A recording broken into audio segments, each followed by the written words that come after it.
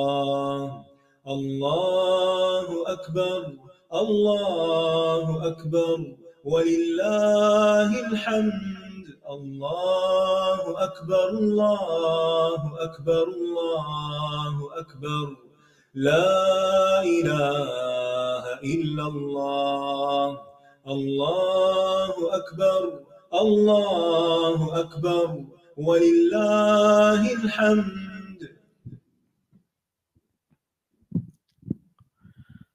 السلام علیکم ورحمۃ اللہ وبرکاتہ. نحمده ونصلي على رسوله الكريم. اما بعد فاعوذ باللہ من الشیطان الرجیم. بسم اللہ الرحمن الرحیم. رب اشرح لي صدری ويسر لي امری واحلل عقدۃ من لسانی یفقہوا قولی. آج ہم انشاءاللہ پروگرام حج بیت اللہ کے سلسلے میں حج کے ارکان اور واجبات کے بارے میں بات کریں گے.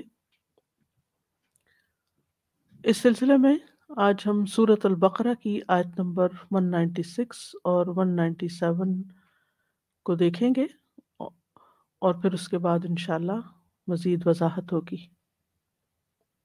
وَأَتِمُّوا الْحَجَّ وَالْعُمْرَةَ لِلَّهِ فَإِنْ أُحْصِرْتُمْ فَمَا اسْتَيْسَرَ مِنَ الْهَدْيِ وَلَا تَحْلِقُوا رُؤُوسَكُمْ حَتَّى يَبْلُغَ الْهَدْيُ مَحِلَّهُ فَمَنْ كَانَ مِنْكُمْ مَرِيضًا أَوْ بِهِ أَذًى من رأسه ففدية من صيام أو صدقة أو نسك فإذا أمنتم فمن تمتع بالعمرة إلى الحج فما استيسر من الهدي فمن لم يجد فصيام 3 أيام في الحج و7 إذا رجعتم تلك 10 كاملة ذلك لمن لم يكن أهله حاضر المسجد الحرام واتقوا الله واعلموا أن الله شديد العقاب. الحج أشهر معلومات فمن فرض فيهن الحج فلا رفث ولا فسوق ولا جدال في الحج وما تفعلوا من خير يعلمه الله وتزودوا فإن خير الزاد التقوى واتقون يا أولي الألباب. اور حج اور عمرہ کو اللہ ہی کے لیے پورا کرو. پھر اگر تم روک دیے جاؤ تو قربانی میں سے جو میسر ہو کر دو اور اپنے سر نہ منڈواؤ جب تک قربانی اپنے ٹھکانے پر نہ پہنچ جائے.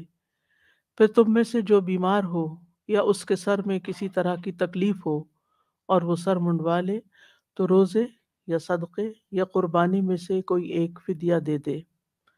پھر جب تم امن میں آ جاؤ تو جو کوئی حج کے دنوں تک عمرے کا فائدہ اٹھائے تو جو قربانی میسر ہو کر لے. پھر جو قربانی نہ پائے تو 3 دن کے روزے حج کے دوران اور 7 دن کے اس وقت رکھے جب تم گھروں کو واپس جاؤ. یہ پورے 10 ہیں. یہ حکم اس شخص کے لیے ہے جس کے اہل و عیال مسجد حرام کے رہنے والے نہ ہوں. اور اللہ سے ڈرتے رہو اور جان لو کہ بے شک اللہ سخت سزا والا ہے.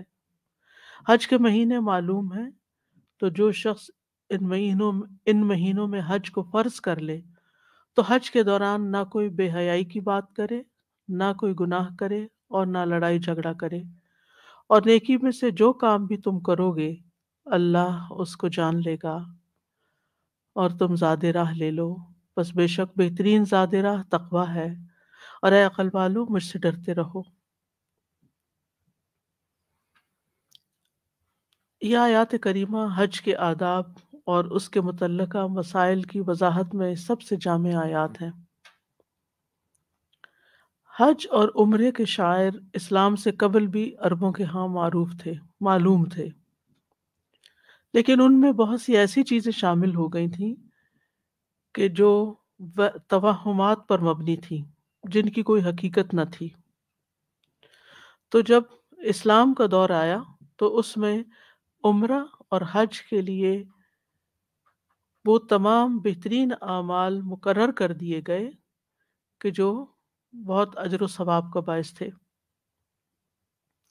تو نبی صلی اللہ علیہ وسلم نے مسلمانوں کو پھر یہی حکم دیا کہ وہ ان دونوں کے فرائض ادا کرنے کے لیے اسی راستے پر چلیں جس پر نبی صلی اللہ علیہ وسلم چلے ہیں۔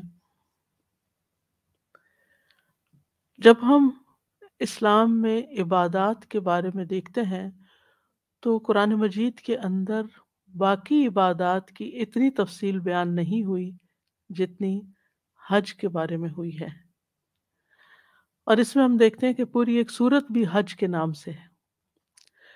روزے کا ذکر ایک جگہ پر آیا قرآن مجید میں، نماز کے بارے میں بہت جگہ پر تاکید آئی ہے، لیکن نماز کیسے ادا کرنی ہے اس کی تفصیلات اتنی ڈیٹیل سے نہیں ملتی ہمیں جس طرح ہمیں حج کے بارے میں ملتی ہیں۔ یعنی سورۃ البقرہ میں اس کے بارے میں ذکر ہے، سورۃ آل عمران میں حج کے بارے میں ذکر ہے، سورۃ المائدہ میں حج کے احکامات کے بارے میں ذکر ہے، سورۃ الحج کے اندر حج کے بارے میں ذکر ہے۔ تو اس سے پتہ چلتا ہے کہ حج ایک بہت اہم عبادت ہے، اور اسی لیے ہمیں حج کو سمجھنے کے لیے اور حج کے طریقے کو سمجھنے کے لیے سب سے پہلے قرآن مجید کی ان آیات کو اچھی طرح سمجھنا چاہیے جو حج سے متعلقہ ہیں۔ آج کی جو آیات ہیں ان کا آغاز ہوتا ہے وَأَتِمُّ الْحَجَّ وَالْعُمْرَةَ لِلَّهِ۔ یہ آیات صلح حدیبیہ کے بعد نازل ہوئی تھی جب مسلمانوں کو عمرہ کرنے سے روک دیا گیا تھا، جبکہ حج 9 ذی الحجہ میں فرض ہوا ہے، اور اس کی تفصیل سورۃ آل عمران میں آتی ہے وَلِلَّهِ عَلَى النَّاسِ حِجُّ الْبَيْتِ مَنِ اسْتَطَاعَ إِلَيْهِ سَبِيلًا۔ تو یہ سورۃ آل عمران کی آیت جو ہے یہ حج کو فرض کرتی ہے، لیکن یہاں ابھی حج کے دیگر احکامات بتائے گئے ہیں مگر اس کی فرضیت کا ذکر نہیں، کیونکہ حج دور جاہلیت میں بھی ہو رہا تھا اور دور اسلام میں بھی چلا آ رہا تھا، اور آہستہ آہستہ ان کے تمام ان کے اندر پائے جانے والے غیر اسلامی افعال اور چیزوں کی نفی کر کے بہترین طریقہ حج کا بتا دیا گیا۔ تو اس لیے بہت ضروری ہے کہ ہم دیکھیں کہ قرآن مجید میں حج کے بارے میں آیات کیا کہتی ہیں، اور پھر یہ کہ خود نبی صلی اللہ علیہ وسلم نے جب حج کیا تو ان آیات پر کس طرح عمل کیا اور صحابہ کو کس طرح حج کے طریقے سکھائے، اور آپ نے خود بھی فرمایا تھا کہ خُذُوا عَنِّی مَنَاسِکَکُم، مجھ سے اپنے مناسک حج لے لو، یعنی مناسک حج سیکھو، اور جس طرح نبی صلی اللہ علیہ وسلم نے حج کیا اسی طرح باقی لوگوں پر بھی حج کرنا ضروری ہے۔ جابر کہتے ہیں میں نے نبی صلی اللہ علیہ وسلم کو دیکھا کہ آپ قربانی کے دن یعنی یوم النحر کو اپنی سواری پر جمرہ عقبہ کو کنکریاں مار رہے تھے اور فرما رہے تھے کہ تم مجھ سے حج کے احکام سیکھ لو، کیونکہ میں نہیں جانتا کہ شاید میں اپنے اس حج کے بعد حج نہ کر سکوں۔ اور ایسا ہی ہوا، اس حج کے تقریباً 2 ماہ بعد نبی صلی اللہ علیہ وسلم کی وفات ہو گئی۔ اسی طرح ایک اور روایت میں آتا ہے، یزید بن شیبان بیان کرتے ہیں ہم عرفات میں آپ کی جائے وقوف سے بہت دور ٹھہرے ہوئے تھے، ظاہر ہے مجمع بہت بڑا تھا، تو جہاں آپ ٹھہرے ہوئے تھے اس سے دور تھے یہ لوگ، تو ہمارے پاس ابن مربہ انصاری رضی اللہ عنہ آئے اور فرمایا میں تمہاری طرف رسول اللہ صلی اللہ علیہ وسلم کا قاصد ہوں، یعنی آپ کا پیغام لے کر آیا ہوں تم تک۔ آپ فرما رہے ہیں کہ اپنی اپنی جگہوں پر ٹھہرے رہو، تم اپنے والد ابراہیم علیہ السلام کی وراثت پر ہو، یعنی یہ سارا میدان ٹھہرنے کا ہے، تم جہاں بھی ٹھہرے ہوئے ہو وہیں ٹھہرے رہو، ضروری نہیں کہ نبی صلی اللہ علیہ وسلم کے قریب آنے کے لیے دھکم پیل کرو۔ تو جہاں تک اس آیت کا تعلق ہے،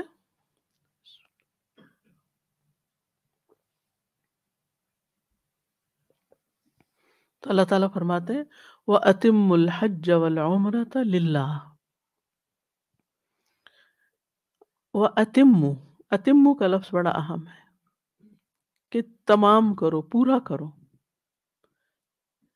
حج کو بھی اور عمرے کو بھی، اور نیت کیا ہو کہ للہ ہو، فی اللہ ہو، باللہ ہو، یعنی حج اور عمرہ کو اس حال میں ادا کرو کہ ان کے ارکان، شروط اور آداب مکمل ہوں، اور یہ سب کچھ خالصتاً اللہ تعالیٰ کی رضا کے لیے ہوں۔ یعنی حج پہ جانے کے بعد تمام ارکان اور واجبات کو پورا کرنا ہوگا، یہ نہیں کہ پھر اپنی مرضی سے اس میں تبدیلی کر لو، ایسا نہیں کر سکتے، سارے کام کرنے ہوں گے تب حج مکمل ہوگا۔ یعنی حج پہ جاؤ تو حج کے تمام ارکان مکمل کرو، اور ان مناسک اور سنن کو نبی صلی اللہ علیہ وسلم کے طریقے کے مطابق ادا کرو، تبھی وہ اتمام کو پہنچیں گے، تبھی وہ کمپلیٹ ہوں گے۔ اور اس میں یہ بھی شامل ہے کہ حج اور عمرے کے تمام افعال کو ان کے مقررہ اوقات اور سنت کے مطابق ادا کرنا ضروری ہے، یعنی اوقات کی بھی پابندی کرنی ہوگی کہ کون سا کام کس دن کرنا ہے، یعنی ان میں ان میں وہ تمام افعال شامل ہیں جنہیں ایک خاص مدت کے اندر مکمل کرنا ہوگا۔ یعنی یہ نہیں کہ حج کے جو سارے مہینے ان کے اندر پھیلا دو، جب جو جی چاہے کر لو، ایسا نہیں ہے۔ اوقات کی بھی پابندی کرنی ہوگی اور کیفیات کی بھی، اور اس میں کسی قسم کی اپنی مرضی سے کوئی کمی نہیں کر سکتے، اور اگر کسی وجہ سے کوئی کمی رہ جائے تو اس پر پھر دم دینا ہوگا۔ اور اس میں یہ معنی بھی پایا جاتا ہے کہ حج اور عمرے کی جب نیت کر لو، احرام پہن لو، تو اس کے بعد یہ کہ پھر اس کو آخر تک پہنچاؤ، یعنی کہ انسان حج کی نیت سے یا عمرے کی نیت سے یہاں پر جائے، احرام بھی پہن لے، اور جب مکہ پہنچے تو دیکھے کہ بہت رش ہے اور بہت گرمی ہے، اور کہے کہ میرے لیے تو بہت مشکل ہے، میں تو یہ نہیں کر سکتا، اور احرام کھول دے اور ایسے ہی واپس آ جائے۔ یہ نہیں کر سکتے آپ۔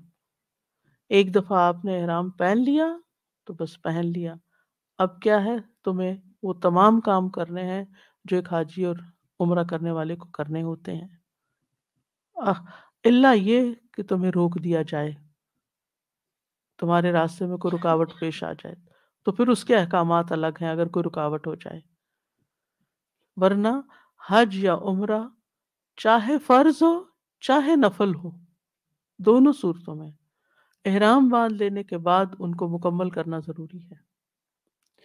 دیگر عبادات میں کچھ نہ کچھ رخصت ہے، مثلاً اگر آپ نے نفلی روزہ رکھا ہوا ہے اور آپ کو کوئی کھانے کی دعوت دے دیتا ہے تو آپ کو کیا کرنا چاہیے؟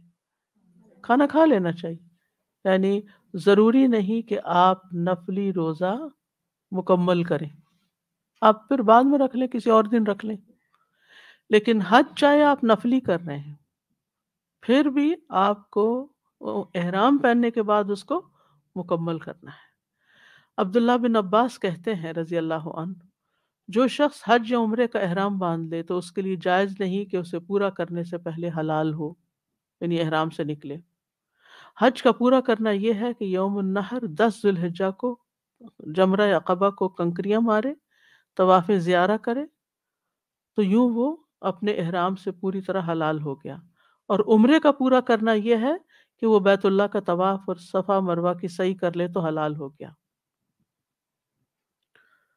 اور ایک اور اہم بات جو اس آیت میں آ رہی ہے وہ یہ کہ یہ سارے کے سارے افعال، یہ سارے ریچولز خالصتاً صرف اللہ کی رضا کے لیے ہوں گے، یعنی انسان اپنے گھر کے باہر سٹیپ آؤٹ کرے تو صرف اللہ کو خوش کرنے کے لیے، اللہ کو راضی کرنے کے لیے، ماں باپ کو راضی کرنے کے لیے یا دکھاوے کے لیے یا پھر کسی اور وجہ سے نہیں، بلکہ صرف اور صرف اللہ، یعنی کہ تجارت کے لیے یا کوئی اور کنیکشن بنانے کے لیے یا سیر و تفریح کے لیے، یہ چیز نہ ہو ذہن میں، بلکہ عبادت کی نیت سے جائے اور صرف اللہ کی رضا کے لیے جائے۔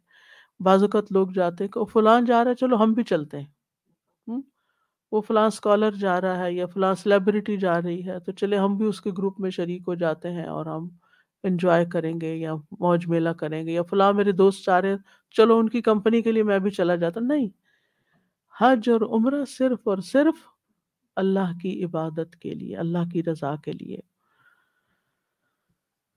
اس میں نہ تو کسی تعریف کا منتظر ہونا چاہیے انسان کو، اور نہ کسی کی طرف سے مبارکباد کا، اور نہ کسی گفٹ کا، اور نہ ہی کسی اور فائدے کا۔ انس بن مالک کہتے ہیں کہ نبی صلی اللہ علیہ وسلم نے حج کیا تو فرمایا، اے اللہ، میرے اس حج کو نہ دکھاوا مقصود ہے، میرے اس حج سے نہ دکھاوا مقصود ہے اور نہ شہرت مطلوب ہے، اللہم حجۃ لا ریاء فیہا ولا سمعہ۔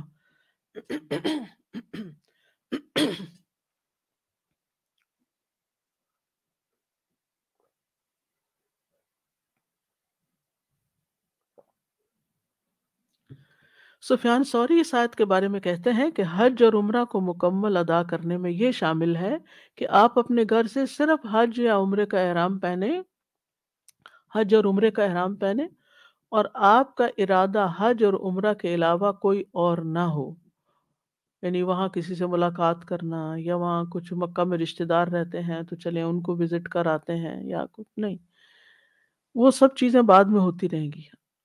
پہلی اور اول نیت جو ہے وہ اللہ ہی کی خاطر ہو، اور میقات سے جا کے تلبیہ پکارے، اور آپ کاروبار یا کسی اور ضرورت کے لیے نہ نکلیں کہ کاروبار کرنے جاتے ہیں اور حج بھی کر لیں، نہیں، حج کرنے جاتے ہیں اور ساتھ کاروبار کی بھی اجازت ہے۔ بس حج اور عمرے کی تکمیل یہ ہے کہ آپ صرف حج کے لیے نکلیں، کسی اور مقصد کے لیے نہ نکلیں۔ عمر بن خطاب کہتے ہیں، وفد بن کر جانے والے بہت ہیں، یعنی حج کے لیے گروپس اور ڈیلیگیشنز بہت جاتے ہیں، لیکن حاجی قلیل ہیں، یعنی ان میں سے اپنی نیت کو خالص کرنے والے اور واقعی حج کو بطور حج کرنے والے تھوڑے ہیں۔ پھر اسی طرح ضحاک کہتے ہیں، حج کو مکمل کرنا یہ ہے کہ خرچہ حلال رزق پر مبنی ہو، اور اللہ نے اس کو جن چیزوں سے روکا ہے اس سے وہ منع ہو جائے۔ اصل میں یہاں پر جو پہلے بھی میں نے عرض کیا کہ دور جاہلیت میں بھی حج ہوتا تھا، لیکن اس میں بہت سی چیزیں انہوں نے خود ساختہ چیزیں اس میں شامل کر لی تھی، یا اس کے مقاصد کو بدل دیا تھا۔ یہاں پر اللہ سبحانہ وتعالیٰ نے، یعنی سورۃ البقرہ میں جو حج کے احکامات نازل ہوتے ہیں، سمجھے کہ اس میں سے یہ پہلی آیت ہے جو قرآن مجید کی جو حج اور عمرے کے بارے میں آ رہی ہے ترتیب کے اعتبار سے۔ تو یہاں پر اللہ تعالیٰ نے اس کو مکمل کرنے کا حکم کیوں دیا اور للہ کیوں کہا؟ کیونکہ عرب لوگ اپنے حج کے اجتماع میں شعر و شاعری کی مجلسیں قائم کرتے، باہم تفاخر کرتے، اپنی بڑائیوں کا ذکر کرتے، اپنے باپ دادا کے کارنامے بتاتے، قصے گوئیاں کرتے، اور دیگر بہت سی ضروریات کو پورا کرنے کے لیے اپنی منڈیاں جماتے، اور اس مقصد کے لیے وہ حج کرتے تھے، یعنی یہ سارے کام کرنے کے لیے حج کا بہانہ بناتے تھے یا حج کو ذریعہ بناتے تھے۔ تو اس لیے اللہ تعالیٰ نے مسلمانوں کو حکم دیا کہ وہ اپنی عبادات کو ان ساری نیتوں سے پاک کریں، اپنے حج کو برے اقوال اور افعال اور لڑائی جھگڑے اور اس طرح کی تمام چیزوں سے پاک رکھیں۔ اب یہاں پر جو آیت ہے اس میں آتا ہے وَأَتِمُّ الْحَجَّ وَالْعُمْرَةَ لِلَّهِ، کہ حج اور عمرہ اللہ کے لیے کرو۔ تو سوال یہ پیدا ہوتا ہے کہ حج تو ایک فرض عبادت ہے، کیا عمرہ بھی فرض ہے؟ کہ انسان جو ہے وہ عمرہ بھی ضرور کرے زندگی میں الگ سے؟ عمرہ حج کی طرح فرض نہیں ہے، یعنی اس کے واجب ہونے پر کوئی دلیل نہیں ہے. اور اس آیت میں، اور یہ آیت حج یا عمرے کی فرضیت کے لیے دلیل کے طور پر پیش نہیں کی جاتی. اس کا مقصد کچھ اور ہے. اس کا مقصد یہ ہے کہ جب کوئی یہ کام شروع کر لے، حج یا عمرہ اپنے اوپر لازم کر لے، اس کی نیت کر لے، تو پھر اس کو پورا کرے. ہاں، بعض علماء نے یہ ضرور کہا ہے کہ زندگی میں عمرہ کرنا بھی واجب ہے اگر کوئی صاحب حیثیت ہو. ٹھیک ہے. امام بخاری رحمہ اللہ اپنی کتاب میں عمرے کا وجوب اور اس کی فضیلت یہ باب باندھتے ہیں. عمرے کا وجوب، اور اس میں وہ لاتے ہیں کہ ابن عمر بیان کرتے ہیں کہ ہر ایک مسلمان پر حج اور عمرہ واجب ہے، یعنی حج کی طرح عمرہ بھی واجب ہے. ابن عباس کہتے ہیں، یہ امام بخاری اقوال لائے ہوئے ہیں، کہ یہ دونوں اللہ کی کتاب میں ایک دوسرے کے ساتھی ہیں، یعنی ان کا ذکر ساتھ ساتھ آتا ہے. ارشاد باری تعالیٰ وَأَتِمُّ الْحَجَّ وَالْعُمْرَةَ لِلَّهِ، اور ان کا یہ کہنا لَقَرِينَتُهُمَا، یعنی اس سے مراد فریضہ حج کا قرینہ ہے، یعنی حج کے ساتھ عمرہ بھی ہوگا. اور عمرے کی فرضیت کے بارے میں کچھ سلف صالحین کے اقوال ملتے ہیں. جابر بیان کرتے ہیں کہ کوئی مسلمان ایسا نہیں جس پر عمرہ لازم نہ ہو، یعنی یہ ان کی رائے ہے اس آیت کے مطابق. ابن باز کہتے ہیں کہ صحیح یہی ہے کہ حج کی طرح عمرہ بھی پوری عمر میں ایک بار واجب ہے. ابن عثیمین کہتے ہیں عمرے کے بارے میں علماء کرام کا اختلاف ہے کہ یہ واجب ہے یا سنت ہے. تو جو ظاہر ہوتا ہے وہ یہ کہ یہ بھی واجب ہے، اور اس میں یہ کہ جب انسان حج کے لیے جو نکلے گا تو وہ عمرہ ساتھ ہی کر لے گا، اور جو مکہ میں رہتا ہے یا حرم میں رہتا ہے یا وہاں قریب ہی رہتا ہے، اس کے پاس اگر حج پہ جانے کی استطاعت نہیں تو وہ کیا کرے گا؟ عمرہ کر لے گا. اسی طرح بعض لوگ سوال یہ کرتے ہیں کہ اگر آپ نے عمرہ کر لیا تو آپ پہ حج فرض ہو جائے گا. یہ کبھی سنا آپ نے؟ یہ بہت دفعہ سنے یہ بات. یعنی اگر انسان کے پاس عمرے کی استطاعت ہے اور اس نے حج یا عمرہ نہیں کیا تو اس پر عمرہ فرض ہے. لیکن اگر عمرے کے بعد، یعنی عمرے کی استطاعت اور نہیں کیا تو کرنا چاہیے اس کو، لیکن اگر عمرے کے بعد اس کے پاس حج کی استطاعت نہیں تو حج فرض نہیں ہے، کیونکہ حج کی فرضیت صاحب استطاعت پر ہے. وَلِلَّهِ عَلَى النَّاسِ حِجُّ الْبَيْتِ مَنِ اسْتَطَاعَ إِلَيْهِ سَبِيلًا. مثلاً آپ کے پاس پیسے تھے، آپ عمرے پہ چلے گئے، ہو گیا عمرہ، اس کے بعد آپ واپس آئے اور آپ نے سوچا کہ میں حج پہ بھی جاؤں گا، لیکن کیا ہوا؟ حالات ایسے نہیں رہے، آپ کے اندر استطاعت نہ رہی، یا مالی یا جسمانی یا کوئی اور رکاوٹ پیش آ گئی، حج کی پالیسیز تبدیل ہو گئی اور آپ اس میں آ گئے کہ اب کیا کیا جائے اس کے مطابق. تو ایسی صورت میں جب آپ کے اندر استطاعت نہ رہی تو چاہے آپ نے پہلے عمرہ کیا ہوا ہے کبھی، آپ پر حج فرض نہیں ہوگا. حج فرض ہوتا ہے صاحب استطاعت پر. پھر فرمایا فَإِنْ أُحْصِرْتُمْ فَمَا اسْتَيْسَرَ مِنَ الْهَدْيِ، پھر اگر تم گھیر لیے جاؤ تو قربانی میں سے جو میسر ہو وہ کرو بطور فدیہ. یعنی اگر تمہیں حج اور عمرہ مکمل کرنے سے روک دیا جائے، یعنی تم نے کچھ ارکان کی اور تم کچھ نہ کر پائے کسی وجہ سے، یعنی احصر تم تو احصار کی کچھ صورتیں ہیں، یعنی رکاوٹ کی کچھ شکلیں ہیں. مثلا کوئی دشمن راستہ روک دے، کوئی بیماری لاحق ہو جائے. آپ نے دیکھا ہوگا کہ بعض لوگ حج پر ہوتے ہیں، مثلا انہوں نے یوم الترویہ کو احرام پہنا، منا چلے گئے، اگلے دن انہیں عرفہ جانا تھا، لیکن کسی کو ہارٹ اٹیک ہو گیا اور وہ وہاں جانے کے بجائے ہسپتال پہنچ گیا، یا اسی طرح کی کوئی اور تکلیف پیش آ گئی، یا راستہ ہی بھٹک گیا. یعنی گھر سے نکلا تھا، احرام پہنا اس نے یعنی میقات سے، اور وہ جا رہا تھا لیکن وہ کہیں سے کہیں پہنچ گیا. کوئی بھی وجہ ہو سکتی ہے یعنی راستہ بھٹکنے کی.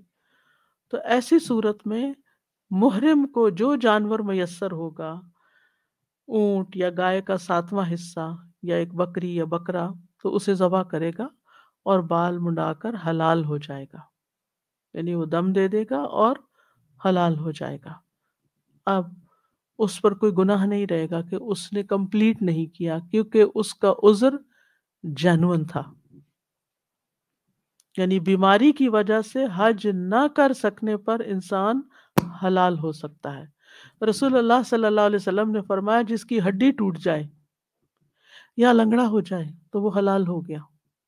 اس زمانے میں ویل چیئرز نہیں ہوتی تھیں، اور یہ تو ممکن نہیں تھا کہ کوئی لوگ اس یعنی طواف تو آپ نے دیکھا ہوگا کہ ویل چیئرز کے زمانے سے پہلے، یہ میں نے خود اپنی آنکھوں سے دیکھا ہے کہ وہ بگیاں سی ہوتی تھی جن کو سر پہ اٹھا کر لوگ معذور لوگوں کو بٹھا کے حج طواف کیا کرتے تھے. یہ بعض اوقات صحیح تک تو ممکن ہے، لیکن آل دا وے آپ جائیں منا اور عرفات اور مزدلفہ کسی کو سر پہ اٹھا کے تھی تو پاسبل نہیں. ہاں اب تو گو کارٹس اور ویل چیئرز اور ٹرین اور کئی چیزیں موجود ہیں کہ جس کی وجہ سے آسانی ہو گئی ہے. لیکن اس زمانے میں جیسے نبی صلی اللہ علیہ وسلم نے فرمایا کہ جس کی ہڈی ٹوٹ جائے کوئی یا لنگڑا ہو جائے تو وہ حلال ہو گیا، اور آئندہ کے لیے اس پر حج ہے. یعنی جب وہ ٹھیک ہو جائے گا تو پھر وہ واپس آئے. پھر اسی طرح حج کی نیت کرنے کے بعد کوئی فوت ہو جائے تو جب کوئی شخص حج کا ارادہ کرے اور فوت ہو جائے تو یا تو وہ احرام سے قبل فوت ہوگا یا احرام پہننے کے بعد. دو صورتیں ہو جاتی ہیں. ٹھیک ہے، اگر احرام پہننے سے پہلے ہی موت آ گئی تو اللہ تعالیٰ اسے اس کی نیت کے مطابق اجر و ثواب سے نوازے گا، لیکن اس کی طرف سے حج بدل کرنا ہوگا، کیونکہ اس پر حج فرض تھا، صاحب استطاعت تھا، جانے کا اس کا ارادہ تھا، لیکن ابھی حج فلائٹ شروع نہیں ہوئی کہ وہ فوت ہو گیا. یعنی سارے ڈاکیومنٹیشن وغیرہ سب کچھ ہو چکی تھی یا ابھی نہیں بھی ہوئی تھی، مگر اس کا اس سال جانے کا پورا ارادہ تھا، جس سے پتہ چلتا ہے کہ وہ نیت بھی رکھتا تھا اور اس کے پاس استطاعت بھی تھی. اب اس کی جگہ کوئی اور حج کر لے اسی نان نفقے سے، یا پھر اس سال یا پھر اگلے سال یا جب بھی، یعنی اس کے اوپر حج رہ جائے گا. ہاں اگر اس نے احرام پہن لیا اور وہ مکہ پہنچ گیا اور احرام کی حالت میں ہی فوت ہو گیا، منا جاتے ہوئے، عرفات جاتے ہوئے، کئی آپ نے دیکھا ہوگا کہ اس وقت کیجولٹیز ہو رہی ہوتی ہیں، تو وہ قیامت کے دن تلبیہ پکارتا ہوا اٹھے گا. اس بنا پر اس کی طرف سے حج نہیں کیا جائے گا، کیونکہ وہ آلریڈی اپنا شروع کر چکا تھا اور راستے میں موت آ گئی، تو وہ قیامت تک ایک طرح سے حج کے لیے ہی ہے، حج ہی کی حالت میں ہے.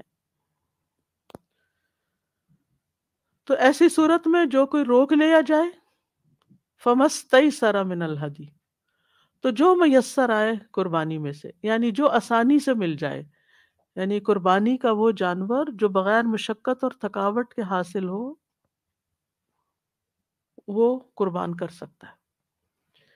کیونکہ آپ دیکھیے کہ عام جو ذبیحہ ہوتا ہے اس کی شرائط ہوتی ہیں، لیکن اس قربانی کی ویسی شرائط نہیں ہے.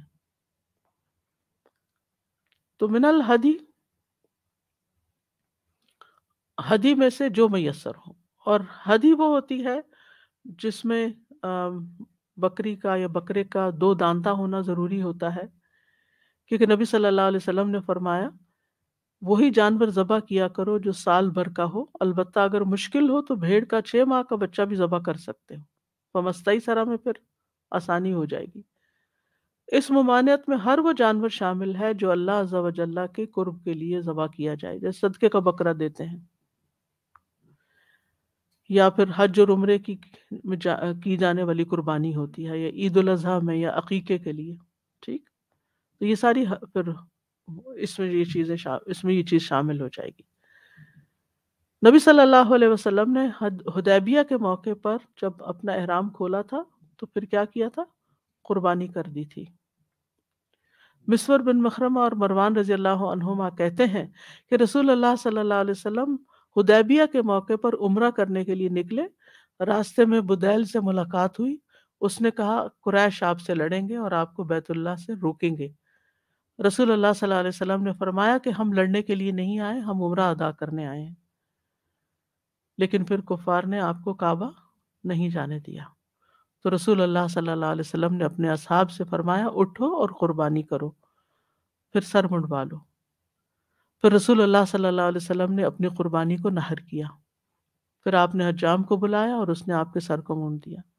اور اس میں حضرت ام سلمہ کی وہ روایت موجود ہے کہ اللہ تعالیٰ نبی صلی اللہ علیہ وسلم نے حکم دیا لیکن کوئی اٹھا نہیں غم کے مارے، تو وہ نبی صلی اللہ علیہ وسلم غمگین ہوئے اور حضرت ام سلمہ سے شکایت کی. تو انہوں نے کہا کہ آپ اب خود نکلیں باہر اور قربانی کر دیں اور کسی کو کچھ نہ کہیں، صرف اپنے عمل سے ہی ثابت کریں کہ اب کیا کرنا ہے. تو جو ہی نبی صلی اللہ علیہ وسلم نے قربانی کی اور سر منڈوایا، صحابہ نے اپنی اپنی قربانیاں کر لیں. عبداللہ بن عمر کہتے ہیں یہ فتنہ ابن الزبیر کے زمانے میں عمرے کی نیت سے مکہ روانہ ہوئے تھے. کہنے لگے اگر مجھے بیت اللہ کا طواف کرنے سے روکا گیا تو میں وہی کچھ کروں گا جو ہم نے رسول اللہ صلی اللہ علیہ وسلم کے ہمراہ کیا تھا.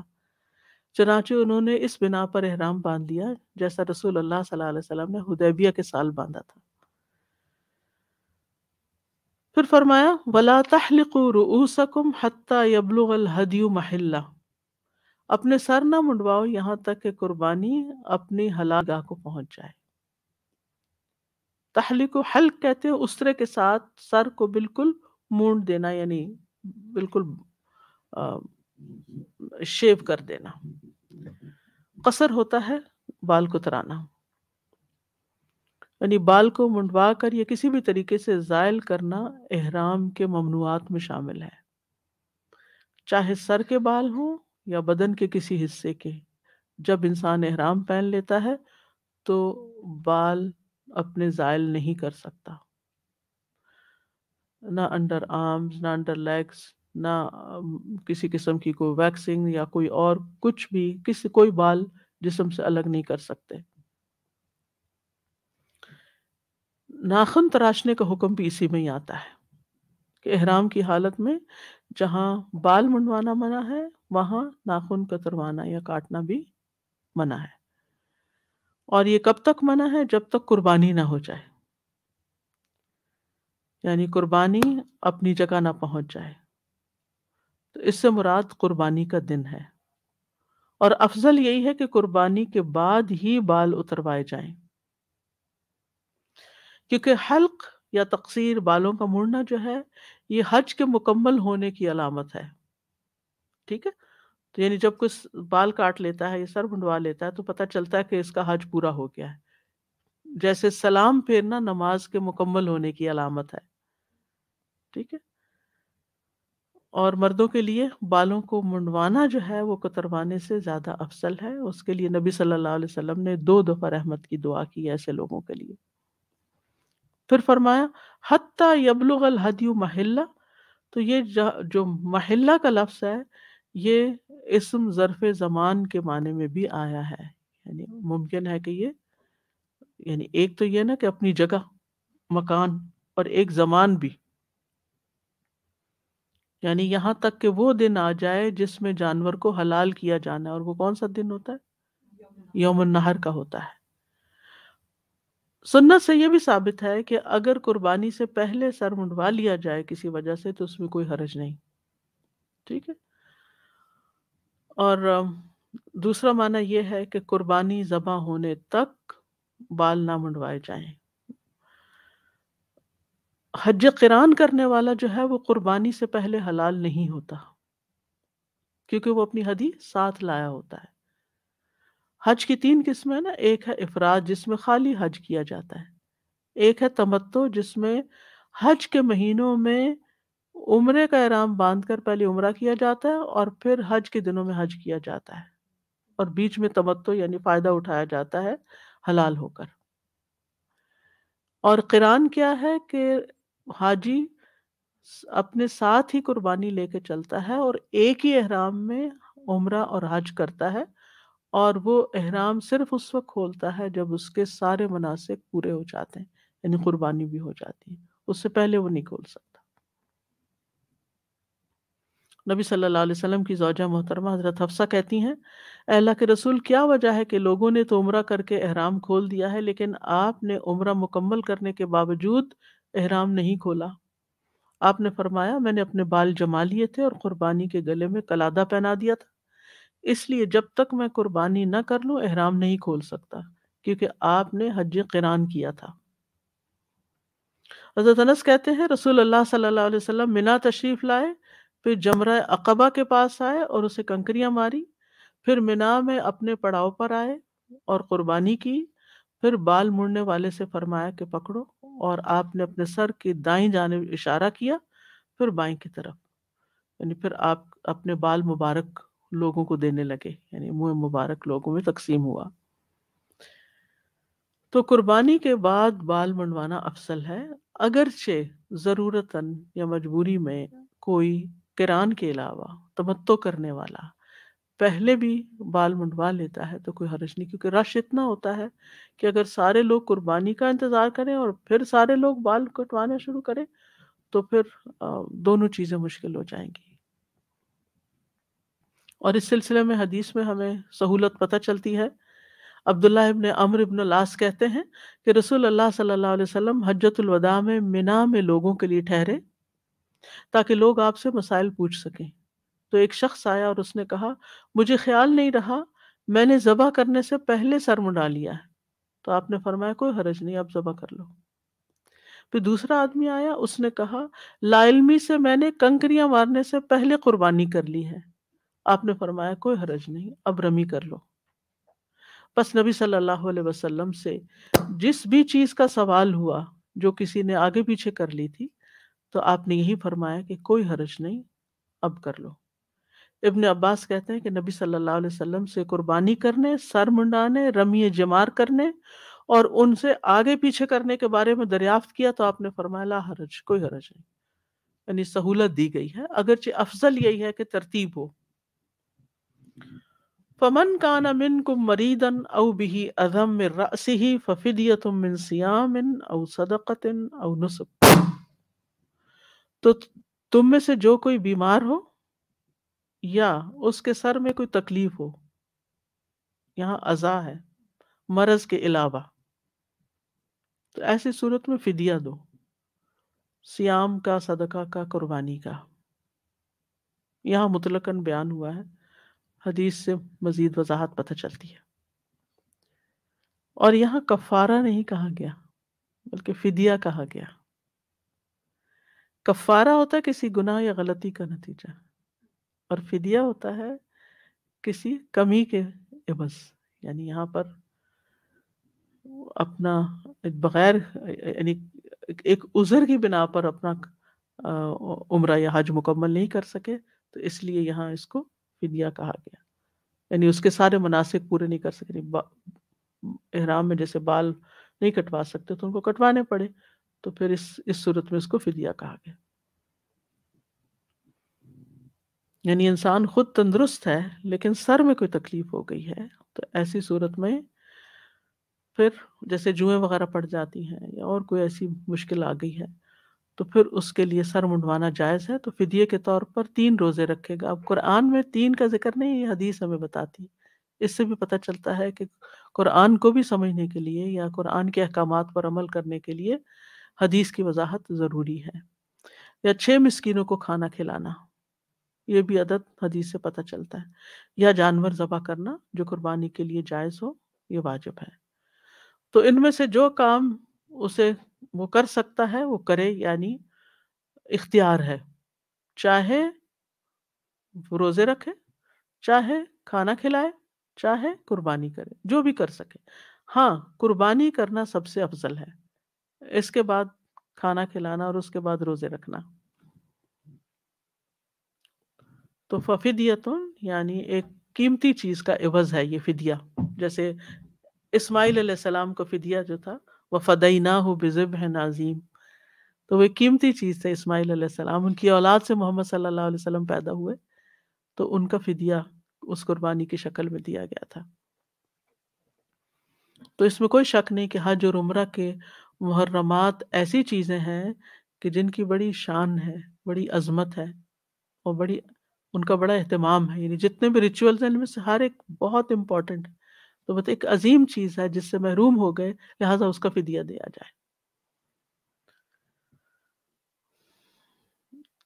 اور پھر آپ دیکھیں کہ یہاں پر لفظ او آیا ہے، من سیام او صدقت او نسک، ٹھیک ہے، یعنی ان میں سے کوئی چوائس ہے جو بھی کرنا چاہے۔ اس سلسلے میں ایک حدیث بھی آتی ہے کعب بن عجرہ کی، بخاری میں اس کی روایت آتی ہے کہ رسول اللہ صلی اللہ علیہ وسلم نے ان سے فرمایا غالباً جوؤں سے تم کو تکلیف ہے؟ انہوں نے کہا جی ہاں اللہ کے رسول۔ تو رسول اللہ صلی اللہ علیہ وسلم نے فرمایا پھر اپنا سر منڈوا لو اور 3 روزے رکھو یا 6 مسکینوں کو کھانا کھلاؤ یا ایک بکری ذبح کرو۔ احرام کی دیگر پابندیوں کے لیے بھی یہی حکم ہے، یعنی اگر کسی کا ناخن ٹوٹ گیا ہے اور اس کو کاٹنے کی ضرورت پیش آ گئی ہے، یا کسی کو تکلیف ہوگی اور اس کا سر ڈھانپنے کی ضرورت پیش آئی، احرام میں مرد حضرات سر نہیں ڈھانپ سکتے، اس سر ڈھانپنے کی ضرورت پیش آ گئی ہے، یا پھر اس کو خوشبو لگانے کی ضرورت پیش آ گئی، کچھ ایسی اسمیل اس کے جسم سے اٹھ رہی ہے کوئی ایسی، تو ان میں پھر یہی فدیہ دینا ہوگا۔ فَإِذَا أَمِنْتُمْ، پھر جب تم امن میں آ جاؤ، یعنی تمہیں روک لیا گیا تھا، اب وہ ختم ہو گیا، دشمن سے امن میں آ گئے تم، فَمَن تَمَتَّعَ بِالْعُمْرَةِ إِلَى الْحَجِّ، تو جو عمرے کے ساتھ حج کے ساتھ عمرے کا تمتع کرے، فَمَسْتَيْسَرَ مِنَ الْهَدْيِ، تو جو قربانی میسر ہو وہ کر لے۔ مطلب اب حج کے لیے رستہ کھل گیا، حج کے لیے جا رہے ہیں اور حج میں حج تمتع کر رہے ہیں، تو حج تمتع میں قربانی کرنا لازم ہے، یہ معنی ہے آیت کے اس حصے کا، حج تمتع میں قربانی لازم ہے، قران میں تو ہے ہی ہے، افراد میں نہیں ہے، ٹھیک ہے۔ اور تمتع کا معنی کیا ہوتا ہے؟ فائدہ اٹھانا، لذت اٹھانا۔ متاع ہر اس چیز کو کہتے ہیں جس سے انسان کوئی فائدہ اٹھاتا ہے یا لذت پاتا ہے، ٹھیک ہے۔ تو یہاں مراد یہ ہے کہ ایک ہی سفر میں تم فائدہ اٹھا رہے ہو، کس کا؟ 2 عبادتوں کو کرنے کا، حج کا بھی اور عمرے کا بھی۔ عمران بن حسین کہتے ہیں کہ حج تمتع کی آیت تو کتاب اللہ میں نازل ہوئی اور ہم نے رسول اللہ صلی اللہ علیہ وسلم کے ہمراہ حج تمتع کیا، قرآن میں اس کی حرمت نازل نہیں ہوئی اور نہ مرتے دم تک آپ نے اس سے منع فرمایا، اب جو شخص اپنی رائے سے جو چاہے کہتا رہے۔ اصل میں بات یہ ہے کہ عربوں کے ہاں اس کی شدید ممانعت تھی، دور جاہلیت میں وہ ایک سفر میں حج اور عمرہ کرنے کو ناپسند کرتے تھے اور اس کے اوپر سختی سے قائم تھے۔ وہ کیا کہتے تھے کہ حج کے لیے الگ جاؤ، عمرے کے لیے الگ جاؤ۔ اسلام نے آ کے سہولت پیدا کی، اور اس میں کتنی خیر ہے کہ کچھ لوگ بہت دور دراز کے مقام سے آتے ہیں اور زندگی میں ایک ہی بار جا سکتے ہیں، 2 بار یعنی ایک دفعہ عمرے کے لیے اور ایک دفعہ حج کے لیے جانا ان کے لیے مشکل ہوتا ہے۔ تو ہمارے دین کی خوبصورتی یہی ہے کہ انسانی ضروریات اور جذبات اور ان احساسات کا لحاظ رکھا گیا ہے، لہٰذا امن کے زمانے میں اگر کوئی حج کر رہا ہے تو عمرہ بھی ساتھ کر سکتا ہے، دونوں عبادتیں بیک وقت ایک سفر میں ہو سکتی ہیں، اور اسی کے بارے میں حدیث آئی ہے کہ اس سے منع نہیں کیا گیا۔ اگر کوئی کہتا ہے کہ نہیں ایسا نہیں ویسا کرنا چاہیے، زیادہ بہتر الگ الگ کریں، تو نہیں، زیادہ بہتر وہ ہے جس کی سنت میں جس کے بارے میں سنت میں کوئی فضیلت آئی ہے۔ اور اس میں یہ ہے کہ حج کے مہینوں میں عمرہ کرنا، یعنی تمتع کب ہوگا؟ جب حج کے مہینوں میں عمرہ کریں گے، اور حج کے مہینے کون سے ہیں؟ شوال، ذوالقعدہ اور ذی الحجہ، بعض کے نزدیک پہلے 10 دن اور بعض کے نزدیک پورا مہینہ، ٹھیک۔ تو حج کی اس قسم کو تمتع کا نام دیا گیا ہے، اور اس لیے بھی کہ حج کا احرام پہننے والا روح اور جسم دونوں لذتوں کو جمع کر لیتا ہے۔ پہلے وہ عمرے کا احرام پہنتا ہے اور مناسک ادا کرتا ہے، روحانی لطف اٹھاتا ہے، پھر جب اس سے فارغ ہو جاتا ہے تو حلال ہو جاتا ہے، احرام کی پابندیاں ختم ہو جاتی ہیں، اور جب تک وہ حج کا احرام نہیں پہنتا عورتوں کے قریب جا سکتا، خوشبو لگا سکتا ہے، اس کے لیے یہ فائدہ اٹھانے کے مواقع ہیں، تو اس لیے اس کو حج تمتع کہا گیا۔ اس کے علاوہ حج کی دو اور اقسام ہوتی ہیں، حج افراد یا مفرد جس میں انسان صرف حج کا احرام پہنتا ہے اور اس کے ساتھ عمرے کو جمع نہیں کرتا، عمرہ کسی اور وقت میں کر لیتا ہے، سال کے کسی بھی وقت میں، جیسے جو لوگ مکہ وغیرہ میں یا حرم میں رہتے ہیں۔ اور دوسری قسم حج قران ہے، یعنی ایک ہی سفر میں ایک ہی احرام میں عمرہ اور حج دونوں جمع کرنا۔ اور حج تمتع کیا؟ ایک سفر میں عمرہ اور حج کرنا لیکن ایک احرام میں نہیں۔ حج قران کیا ہے؟ ایک احرام میں عمرہ اور حج دونوں اکٹھے کرنا۔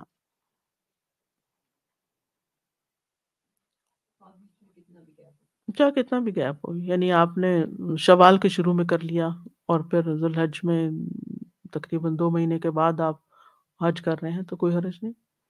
ہاں اگر آپ نے رمضان میں عمرہ کیا تو وہ آپ کا حج تمتع شمار نہیں ہوگا۔ اس کے لیے اگر آپ تمتع کرنا چاہتے ہیں تو پھر آپ حرم سے باہر نکلیں اور پھر عمرے کا احرام حج کے مہینوں میں پہن کر آپ عمرہ کریں اور پھر احرام کھول دیں اور پھر حج کے موقع پر احرام دوبارہ پہنیں۔ تو یہاں اللہ تعالیٰ نے حج کے احکام کو ایک طرح سے تفصیل سے بیان کیا ہے۔ فمن تمتع بالعمرۃ الی الحج فما استیسر من الہدی۔ تو یہاں پر فمن تمتع بالعمرۃ الی الحج، الی الحج سے مراد یہ ہے کہ جو حج کا دن شروع ہو جاتا ہے ذو الحجہ کا 8واں دن جس کو کہتے ہیں، تو اس پر اللہ کی نعمت کا شکر ادا کرتے ہوئے قربانی کرے کہ اللہ نے اس کو عمرے کا بھی موقع دیا اور اب حج کا موقع بھی اس کے پاس آ پہنچا، اب حج کے لیے جا رہا ہے تو اب شکرانے کی، یعنی پچھلی قربانی فدیے کے طور پر تھی، ایک طرح سے مجبوری کی قربانی تھی، لیکن یہ قربانی شکرانے کے طور پر قربانی ہے۔ اور قربانی میں اللہ تعالیٰ نے آسانی دی ہے کہ جیسی قربانی میسر ہو کر دی جائے، یعنی پالتو جانوروں میں سے اونٹ، گائے اور بھیڑ بکری میں سے کیا جا سکتا ہے، جیسے ابن عباس کہتے ہیں کہ اور پھر اسی طرح حضرت عائشہ کہتی ہیں کہ نبی صلی اللہ علیہ وسلم نے ایک بار بکری کی قربانی دی، یعنی حج پر تو آپ نے 100 اونٹ ذبح کیے تھے لیکن عید کے موقع پر ایک بکری کی قربانی بھی کافی تھی۔ انس بن مالک کہتے ہیں کہ رسول اللہ صلی اللہ علیہ وسلم منا آئے، جمرہ عقبہ کو کنکریاں ماری، پھر منا میں اپنی منزل پر تشریف لائے اور قربانی کی، پھر فرمایا فمن لم یجد، جو قربانی نہ پائے، یعنی قربانی کا جانور ختم ہو گیا ہے، یعنی بعض اوقات ایسا بھی ہوتا ہے، جیسے اس دفعہ جب ہم آ رہے تھے تو ہمیں کہا گیا کہ ایئرپورٹ سے آپ کو زمزم مل جائے گا، اور ہم سے پہلے ایک آدھ دن جو لوگ آئے ان کو مل گیا، جب ہم پہنچے تو پتہ چلا کہ ختم ہو گیا ہے، یعنی کہ لے گئے ہیں لوگ، اب مزید نہیں ہے۔ ادھر ادھر سے بھی پتہ کیا، مارکیٹ وغیرہ سے بھی کہیں سے نہیں ملا، تو بعض اوقات ایسا بھی ہو سکتا ہے کہ کچھ لوگ ایک سے زیادہ جانور کی قربانی کریں اور کچھ لوگوں کے لیے قربانی کا جانور ہی ختم ہو جائے، ملے نہ۔ اور یہ بھی ہو سکتا ہے کہ جانور تو ہیں مگر آپ کے پاس زیادہ کم ہو گیا ہے، ایسا آپ کے پاس 300 ریال ہے اور جانور 500 ریال کا مل رہا ہے، اور کوئی آپ کا ایسا جان پہچان کا بھی نہیں کہ جس سے آپ وقتی طور پر لے کر اپنا کام کر سکیں، اور خاص طور پر ایسے لوگ جو معاشی اعتبار سے کمزور ہوتے ہیں اور بہت مشکل سے پیسے جمع کر کے آتے ہیں، اور ان کو بتایا جاتا ہے کہ قربانی اتنے میں ہو جائے گی، اور جب وہ وہاں پہنچتے تو وہ قیمتیں کہیں سے کہیں پہنچی بھی ہوتی ہیں، تو اب کیا ہے، اس کے لیے قربانی کرنا ممکن نہیں رہا، تو پھر ایسی صورت میں کیا کرے؟ فَصِيَامُ ثَلَاثَةِ أَيَّامٍ، 3 دن کے روزے رکھے، فی الحج، حج کے دوران، حج کے مہینوں میں، وَسَبْعَةٍ إِذَا رَجَعْتُمْ، اور 7 روزے مناسک مکمل کر کے واپس آ کر، واپس کہاں؟ بعض کہتے ہیں کہ مکہ میں، جیسے کئی لوگ حج کے بعد 1-2 ہفتے ٹھہرتے ہیں تو ان دنوں میں، یا پھر جب گھر میں واپس جائے تو ان دنوں میں، یا لیکن وہ حج ہی کے مہینہ ہونا چاہیے، ڈیلے نہیں کرنا چاہیے۔ تِلْکَ عَشَرَةٌ کاملہ، یہ 10 دن ہیں، یعنی یا تاکید کے لیے دوبارہ 3 اور 7 کو جمع کر کے 10 دن بتایا گیا کہ 10 دن روزے رکھے جائیں گے، اگرچہ انہیں الگ الگ رکھا جائے گا، 3 پہلے 7 بعد میں، لیکن ملا کے 10 بنیں گے، حکماً یہ لگاتار ہی سمجھے جائیں گے۔ اب کیا حج کے دنوں میں روزہ رکھ سکتے ہیں؟ تو حضرت عائشہ اور سالم اور ابن عمر سے روایت ہے رضی اللہ عنہم کہ ایام تشریق میں روزہ رکھنے کی اجازت نہیں دی گئی مگر اس شخص کو جسے ایام حج میں قربانی کا جانور نہ مل سکے، تو وہ 3 دن وہاں ہی پورے کر سکتا ہے۔ اور جس کو پہلے سے ہی پتا تھا میرے پاس قربانی کے پیسے نہیں ہیں تو وہ اس سے پہلے بھی روزے رکھ سکتا ہے حج کے مہینے میں، 3 روزے، یعنی حج کرنے سے پہلے۔ ابن عمر کہتے ہیں جو شخص حج اور عمرے کے درمیان تمتع کرے اسے عرفہ کے دن تک روزہ رکھنے کی اجازت ہے۔ عرفہ کے دن روزہ نہیں رکھا جائے گا، یوم النحر عید کے دن روزہ نہیں رکھا جائے گا، لیکن ایام تشریق جو ہیں 11، 12 اور 13 ان میں اسے اجازت ہے۔ لیکن اگر قربانی نہ پا سکے اور اس نے روزے بھی نہیں رکھے تو پھر ایام منا میں جتنے دن وہاں ٹھہرا ہوا روزے رکھ لے، اور 7 روزے گھر والوں کے پاس آ کر رکھنا۔ ابن عمر کہتے ہیں رسول اللہ صلی اللہ علیہ وسلم نے حجۃ الوداع کے موقع پر حج کے ساتھ عمرہ ملا لیا تھا اور قربانی کی تھی۔ آپ ذوالحلیفہ سے قربانی کا جانور اپنے ساتھ لے گئے تھے اور رسول اللہ صلی اللہ علیہ وسلم نے ابتداء میں احرام عمرہ کے ساتھ لبیک کہا، پھر حج کا لبیک کہا، تو لوگوں نے بھی نبی صلی اللہ علیہ وسلم کے ہمراہ حج کو عمرے کے ساتھ ملا کے فائدہ حاصل کیا۔ ان میں سے کچھ لوگ قربانی کے جانور ساتھ لائے تھے جبکہ کچھ لوگوں کے پاس قربانی کے جانور نہیں تھے۔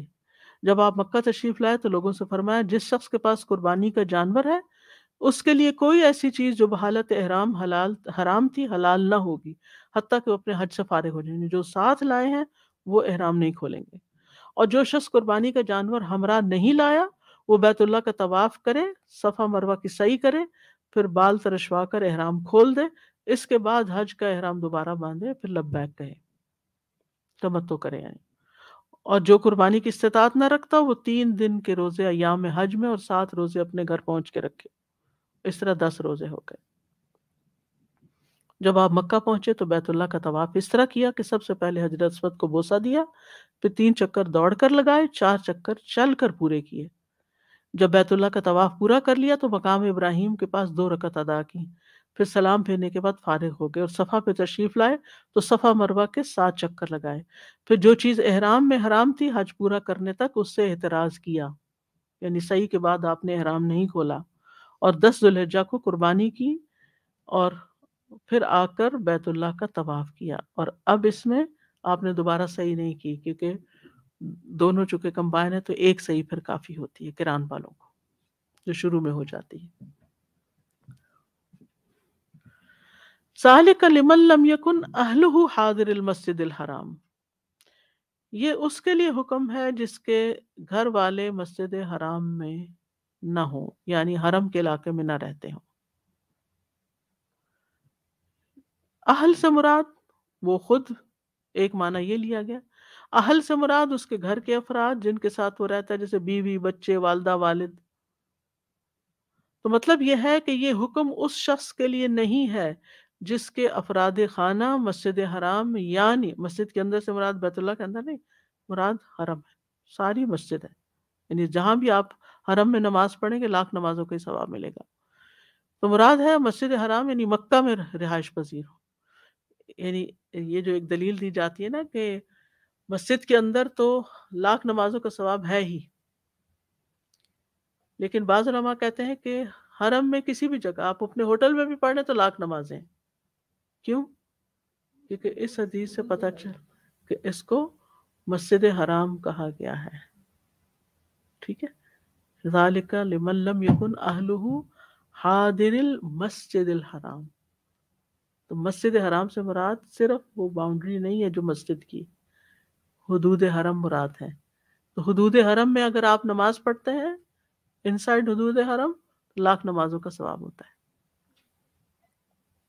ہاں مسجد میں پڑھنے سے جماعت میں 27 گنا زیادہ، تو پھر وہ 27 لاکھ بن جائے گا آپ کا۔ اکیلے پڑھنے کا ثواب اکیلے پڑھنے کا ہے، لیکن 1,00,000 نمازوں کا ثواب بہرحال مل جائے گا انشاءاللہ۔ تو اہلہ سے مراد یہاں وہ لوگ جن کے پاس وہ سکونت اختیار کرتا ہے۔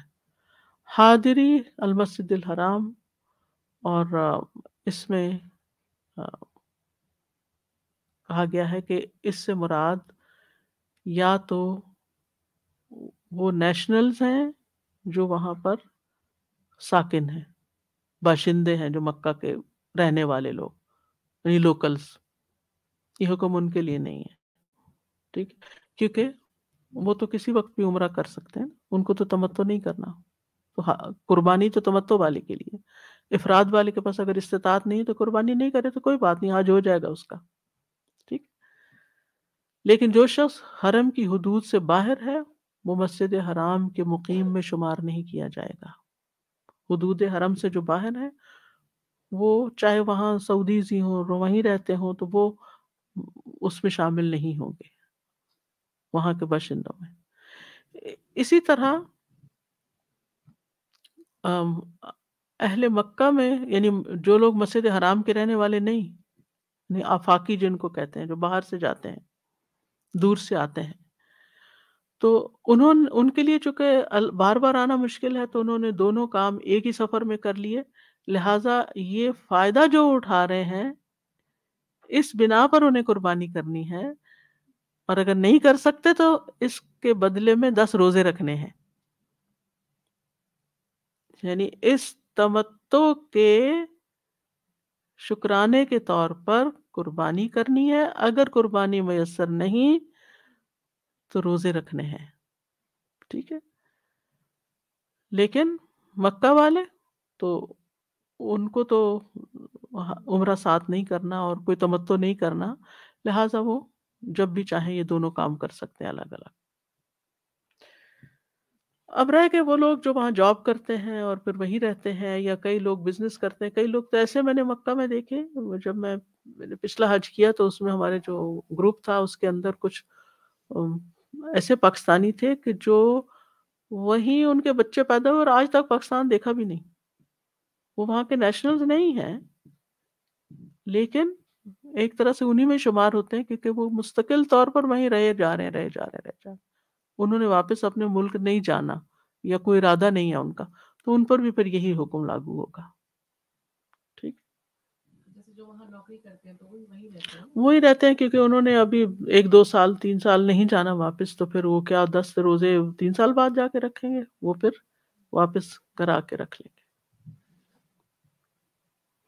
ذَلِكَ لِمَن لَّمْ يَكُنْ أَهْلُهُ حَاضِرِ الْمَسْجِدِ الْحَرَامِ،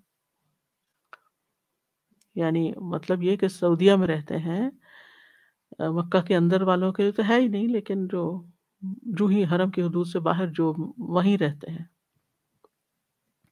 وَاتَّقُوا اللَّهَ وَاعْلَمُوا أَنَّ اللَّهَ شَدِيدُ الْعِقَابِ۔ اب دیکھیے کہ سارے احکامات بیان کرنے کے بعد اللہ کے تقوی کی تاکید بھی کی گئی ہے، اور ساتھ یہ بھی بتایا کہ جان لو کہ اللہ سخت سزا دینے والا ہے۔ کس بات پر؟ اگر تم نے ان ریچولز کو صحیح طور پر ادا نہیں کیا۔ یہ کوئی کھیل تماشا نہیں ہے، کوئی مذاق کی بات نہیں ہے۔ حج کرنا ہے تو پورے طریقے سے سیکھ کر جاؤ، ایک ایک چیز کو مکمل کرو، جس طرح کرنا چاہیے ویسے ہی کرو، تب حج ادا ہوگا۔ ورنہ اگر تم نے حج کی پابندیوں کو اپنی مرضی سے ختم کر دیا تو پھر اس کی پکڑ بھی ہے۔ مثلاً مجھے کوئی بتا رہے تھے، وہ حج کا ایک گروپ لے کر گئے تھے پچھلے سال، بتا رہے تھے کہ جو لوگ پہلی دفعہ اور خاص طور پر ویسٹ سے جاتے ہیں، بعض اوقات وہ احرام کی کچھ پابندیوں کو قبول نہیں کر پاتے۔ مثلاً یہ کہ وہ کہتے ہیں کہ ایک میرے ساتھ تھے تو انہوں نے کہا کہ نہیں، میں تو انڈر ویئر کے بغیر جا ہی نہیں سکتا، مجھے تو لازمی پہننا ہے۔ انہوں نے کہا کہ آپ نہیں پہن سکتے، کیونکہ سلا ہوا کوئی کپڑا نہیں احرام مرد حضرات نہیں پہن سکتے۔ تو ان کو بہت دیر لگی ان کو سمجھانے میں۔ ایک اور کہنے لگے میں جوگر کے بغیر چل ہی نہیں سکتا، میں نہیں چپل میں چل سکتا، کیونکہ ساری زندگی بند جوتے یہاں پہننے کی عادت ہوتی سردی کی وجہ سے، یا ویسے واک جب کرتے ہیں تو ایک دماغ میں ہے کہ واک بند جوتوں میں ہی ہوتی ہے، چپلوں میں نہیں واک کرتے۔ تو ان کو سمجھانے میں بہت ٹائم لگا کہ آپ یہ احرام کی پابندیوں کے خلاف ہیں، اور اس طرح یعنی اتمو والی بات نہیں ہوگی نا، پورا نہیں ہوگا حج میں خلل آئے گا۔ لیکن بعض اوقات لوگوں کو سمجھ نہیں آتی کہ یہ تو چھوٹی سی بات ہے، اس سے کیا فرق پڑتا ہے۔ یہی تو اصل امتحان ہے کہ اپنی عادات، اپنے رسم و رواج، اپنے کلچر، اپنا گھر، اپنے بال بچے، ہر چیز چھوڑ کر صرف اور صرف اللہ کے لیے اللہ کے تمام احکامات کی پابندی کرو اور اللہ سے ڈرتے ہوئے کرو. واتقوا اللہ، تقوی کو لازم کر لو. یعنی حج پہ ویسے بھی حکم ہے کہ وَتَزَوَّدُوا فَإِنَّ خَيْرَ الزَّادِ التَّقْوَىٰ، تقوی ساتھ لے کے جاؤ. اور پھر یہ کہ جو بھی احکام وہاں پر بجا لا رہے ہو ان میں بھی اللہ کا تقوی اختیار کرو. اور یہ بھی یاد رکھو کہ اگر تم یہ احکامات مانو گے تو اجر و ثواب ہے، اور اگر نہیں مانو گے تو پکڑ بھی ہے. یعنی اللہ کے دین کو اپنی مرضی سے کھیل تماشا نہیں بنا سکتے. جان بوجھ کے فرائض کو چھوڑنے والا گناہ گار ہوتا ہے. تو اس آیت سے جو باتیں ہمیں پتہ چلتی ہیں کہ حج اور عمرے کے وجوب کا اس بات بھی ہمیں پتہ چلتا ہے. اور پھر یہ کہ ان ارکان و واجبات کو پورا کرنا ہے، اور جب شروع کر لیا جائے حج اور عمرہ تو اسے مکمل کرنا ضروری ہے، اور ان تمام چیزوں کو احسن طریقے سے ادا کرنا ہے. اور حج اور عمرے کا احرام کسی مجبوری کے تحت ہی کھولا جا سکتا ہے، اپنی مرضی سے نہیں، بلکہ اس کو مکمل کرنا ہوگا. نیکسٹ آیت میں ہے الحج اشہر معلومات، حج کے مہینے معلوم ہیں. یعنی حج صرف متعین معلوم مہینوں میں ہی ہوگا، اور وہ شوال، ذوالقعدہ اور ذی الحجہ ہیں. حج کا احرام آپ رمضان میں نہیں باندھ سکتے. یہاں سے آپ چاہیں کہ میرا ارادہ یہی ہے کہ اب تو 3 مہینے کے لیے ویزا مل جاتا ہے، اسٹے مل جاتا ہے، یا زیادہ مل جاتا ہے، تو وہ رمضان بھی کر لوں اور حج بھی کر لوں. ٹھیک ہے، اگر آپ کی نیت ہے تو حج کے احرام کے لیے پھر باہر نکل کے دوبارہ اندر جائیں. عمرہ جو ہے وہ سال کے کسی بھی مہینے میں کسی بھی وقت کیا جا سکتا ہے، لیکن حج صرف معلوم مہینوں میں ہی کرنا ہوگا، مقرر مہینوں میں ہی. ابن عباس کہتے ہیں سنت میں سے ہے کہ حج کا احرام صرف حج کے مہینوں میں ہی باندھیں. حضرت عائشہ فرماتی ہیں ہم رسول اللہ صلی اللہ علیہ وسلم کے ساتھ حج کے مہینوں میں، حج کی راتوں میں اور حج کے احرام میں نکلے. ٹھیک ہے. اور فرض فیہن فمن فرض فیہن الحج، جس نے اپنے اوپر حج فرض کر لیا، مطلب یہ کہ اس نے نیت کے ساتھ احرام باندھ لیا، یہ مراد ہے، اور لبیک اللہم لبیک کہہ دیا. یعنی حج کو فرض کرنے سے مراد کیا ہے کہ احرام کے بعد بلند آواز سے اس نے تلبیہ پکار لیا، حالت احرام میں داخل ہو گیا، نیت بھی کر لی، منہ سے بھی بول دیا. اب کیا نہیں کرنا؟ فلا رفث، رفث نہیں. رفث سے مراد جماع اور اس کے ابتدائی امور ہیں، یعنی ایسی تمام چیزیں، حرکتیں جو جماع کی طرف مائل کرنے والی ہوں. یعنی بذات خود جماع بھی، یا اس کے لیے خود کو پیش کرنا، یا اس کے لیے باتیں کرنا، یا کوئی ایسی حرکتیں کرنا. دوسری چیز جسے منع کیا گیا ولا فسوق، نافرمانی کے کام. یعنی اللہ کی اطاعت کے لیے، عبادت کے لیے نکل رہے ہو تو یہاں اب گناہ کے کام نہیں کرنے. یعنی حالت احرام میں جو کام ممنوع ہے وہ نہیں کرنے، جیسے شکاری جانور کو قتل کرنا، بال موڑنا، ناخن تراشنا، ان میں سے کوئی کام نہیں کر، خوشبو لگانا، کوئی ایسا کام نہیں کر سکتے، یا صلہ و لباس پہننا. یہ ٹھیک ہے، یہ سب فسوق میں آئے گا، گناہ میں آئے گا. ہاں نہیں، جتنی دیر میں عمرہ کیا یا جتنی دیر میں حج ہوا.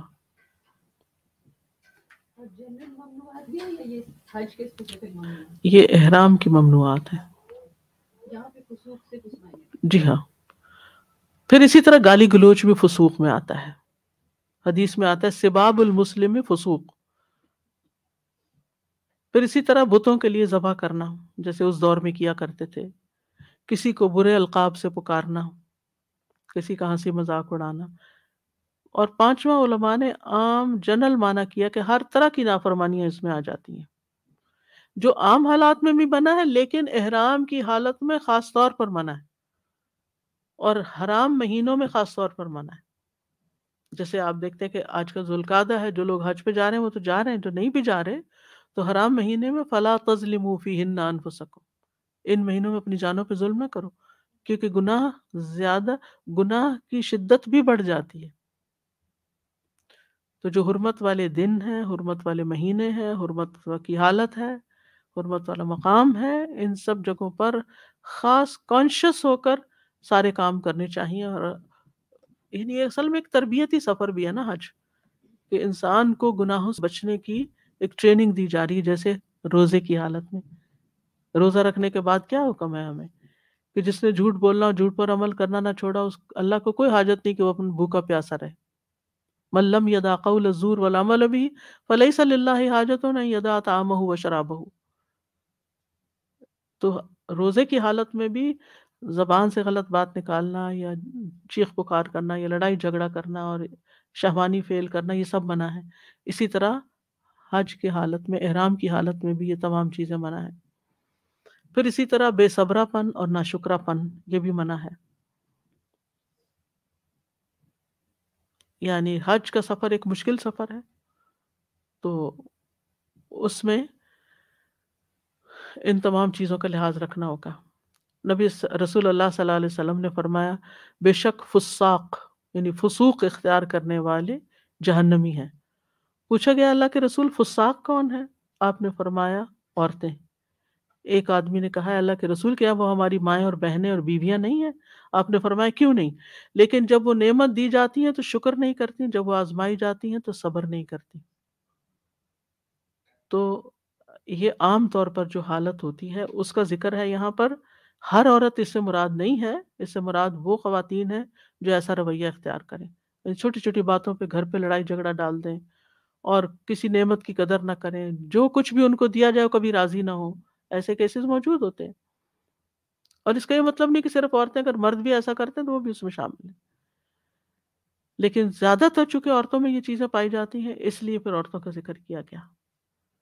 تو حج کے موقع پر بھی انسان بہت پاسبل ہوتا ہے کہ حج کی تکالیف سے گھبرا کر انسان بے صبرا پن کرے یا ناشکرا ہو جائے، حالانکہ اللہ نے اس کو اتنی عظیم عبادت کا موقع دیا ہے. تو اس کو ہر موقع پر شکر ہی کرتے رہنا چاہیے. اور شکر کے بھی درجات ہوتے ہیں نا، ایک نعمت ملنے پر ہوتا ہے، ایک تکلیف آنے پر بھی شکر ہوتا ہے کہ اللہ نے اس سے بڑی تکلیف نہیں بھیجی. نبی صلی اللہ علیہ وسلم نے فرمایا جس شخص نے اس گھر کا حج کیا، نہ شہوانی چھیڑ چھاڑ کی اور نہ ہی بد کرداری کا مرتکب ہوا، تو وہ گناہوں سے ایسا صاف ہو کر واپس ہوگا جیسا کہ آج ہی اس کی ماں نے اسے جنم دیا. اور یہی حج مبرور ہے کہ اس میں کوئی زبان سے بھی غلط لفظ نہ نکالا جائے اور کوئی حرام کام نہ کیا جائے، کوئی گناہ نافرمانی کا کام نہ کیا جائے. اور پھر تیسری چیز ہے ولا جدال، خاص طور پر جھگڑے سے منع کیا گیا، کیونکہ بہت لوگ اکٹھے ہوتے ہیں نا، تو اس میں اپنے ساتھ اپنے گھر والوں سے جھگڑا کرنا، گروپ والوں سے جھگڑا کرنا، چھوٹی چھوٹی چیزوں پر، واش روم کے استعمال پر، کہاں میرا بیڈ ہوگا، کہاں میری جوتی رکھی جائے گی، یہ کسی نے کیوں چھیڑ دیا، میرا تولیہ کہاں گیا. یعنی لڑائی جھگڑے کی کوئی چیز نہیں ہونی چاہیے. پھر اسی طرح گالی گلوچ، یہ بھی اسی میں آ جاتا ہے. اور پھر اسی طرح فقہی معاملات میں حج کے جو ریچولز ادا کرنے میں تھوڑے بہت اختلافات ہیں، اس میں جھگڑا نہیں کرنا چاہیے، جس سے کم ہی لوگ بچتے ہیں.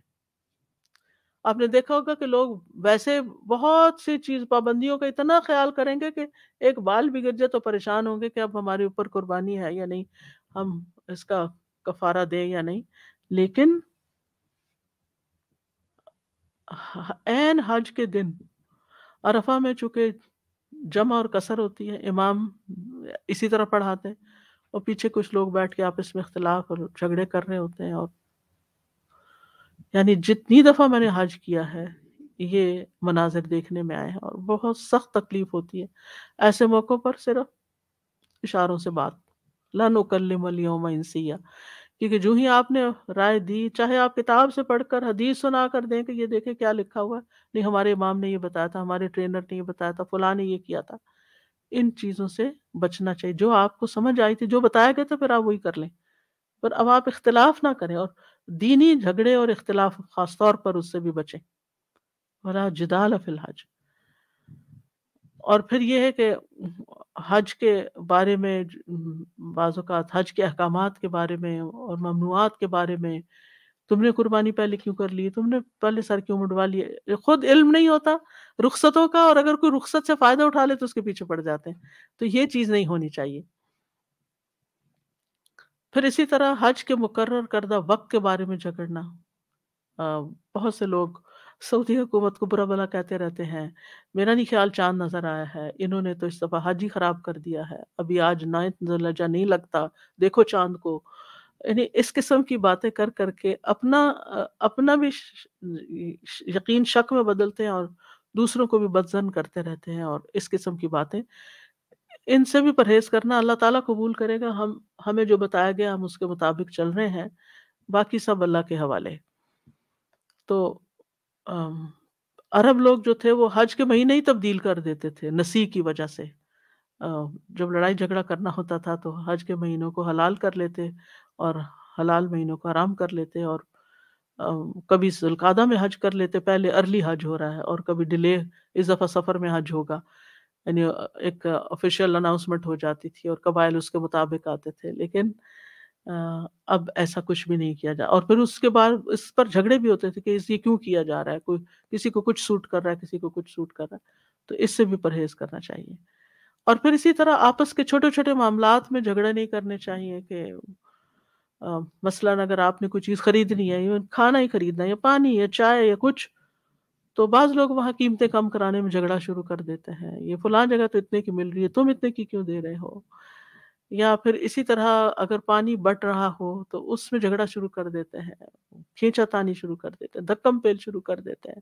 کیونکہ وہاں جگہ جگہ الحمدللہ سبیلیں لگی ہوئی ہوتی ہیں، پانی، لسی، کھانا، بہت کچھ تقسیم ہو رہا ہوتا ہے. کیونکہ حاجی اللہ کے مہمان ہوتے ہیں، اور ان کی خدمت جو ہے وہ افضل ترین عبادات اور افضل ترین نیکیوں میں سے ہے. یعنی آپ دیکھیں، آپ اپنے مہمان کی بھی قدر کرتے ہیں. آپ کے گھر میں کوئی آ جائے، چاہے آپ کو کوئی ایسا رشتہ دار آ جائے جس سے آپ کی ناراضگی، تو آپ یہ تھوڑی کرتے ہیں کہ منہ بنا کے بیٹھ جاتے ہیں. آپ کو جو میسر ہوتا ہے آپ اس کو لا کے پیش کرتے ہیں. تو حج پہ جانے والے تو اللہ کے مہمان ہوتے ہیں. ان مہمانوں کی خدمت کرنا، ان کو کچھ دینا، ان کے اوپر خرچ کرنا بہترین ثواب کا کام ہے.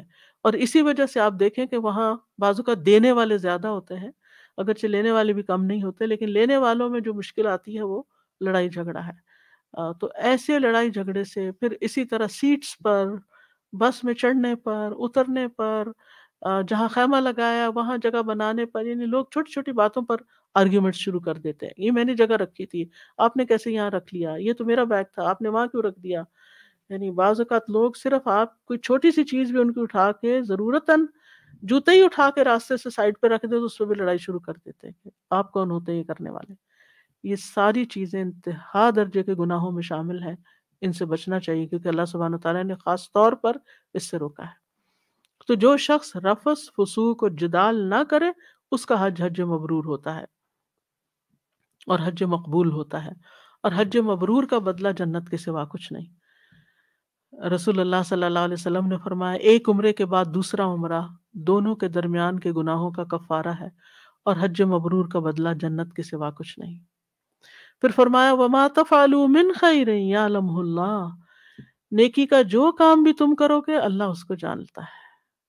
یعنی نیکی کا سفر ہے، اور اس میں جتنی بھی نیکیاں ہوں، یعنی مطلب کیا ہے کہ ایک طرف بتایا گیا لا رفث ولا فسوق ولا جدال، کہ یہ نہیں کرنا. احرام کی پابندیاں بتا دی کہ یہ نہیں کرنا. دوسری طرف اور یہ بتا دیا گیا کہ تمتع کیسے کرنا ہے اور قربانی کیسے کرنی ہے، یہ ساری چیزیں. لیکن دوسری طرف ایک عام اصول بھی بتا دیا گیا کہ صرف یہی کام چھوڑنے نہیں، یا صرف چند کام کرنے نہیں، بلکہ وما تفعلوا من خیر، کوئی بھی نیکی کرو گے وہ اللہ کے علم میں ہے، اللہ تعالیٰ اس کو جانتا ہے.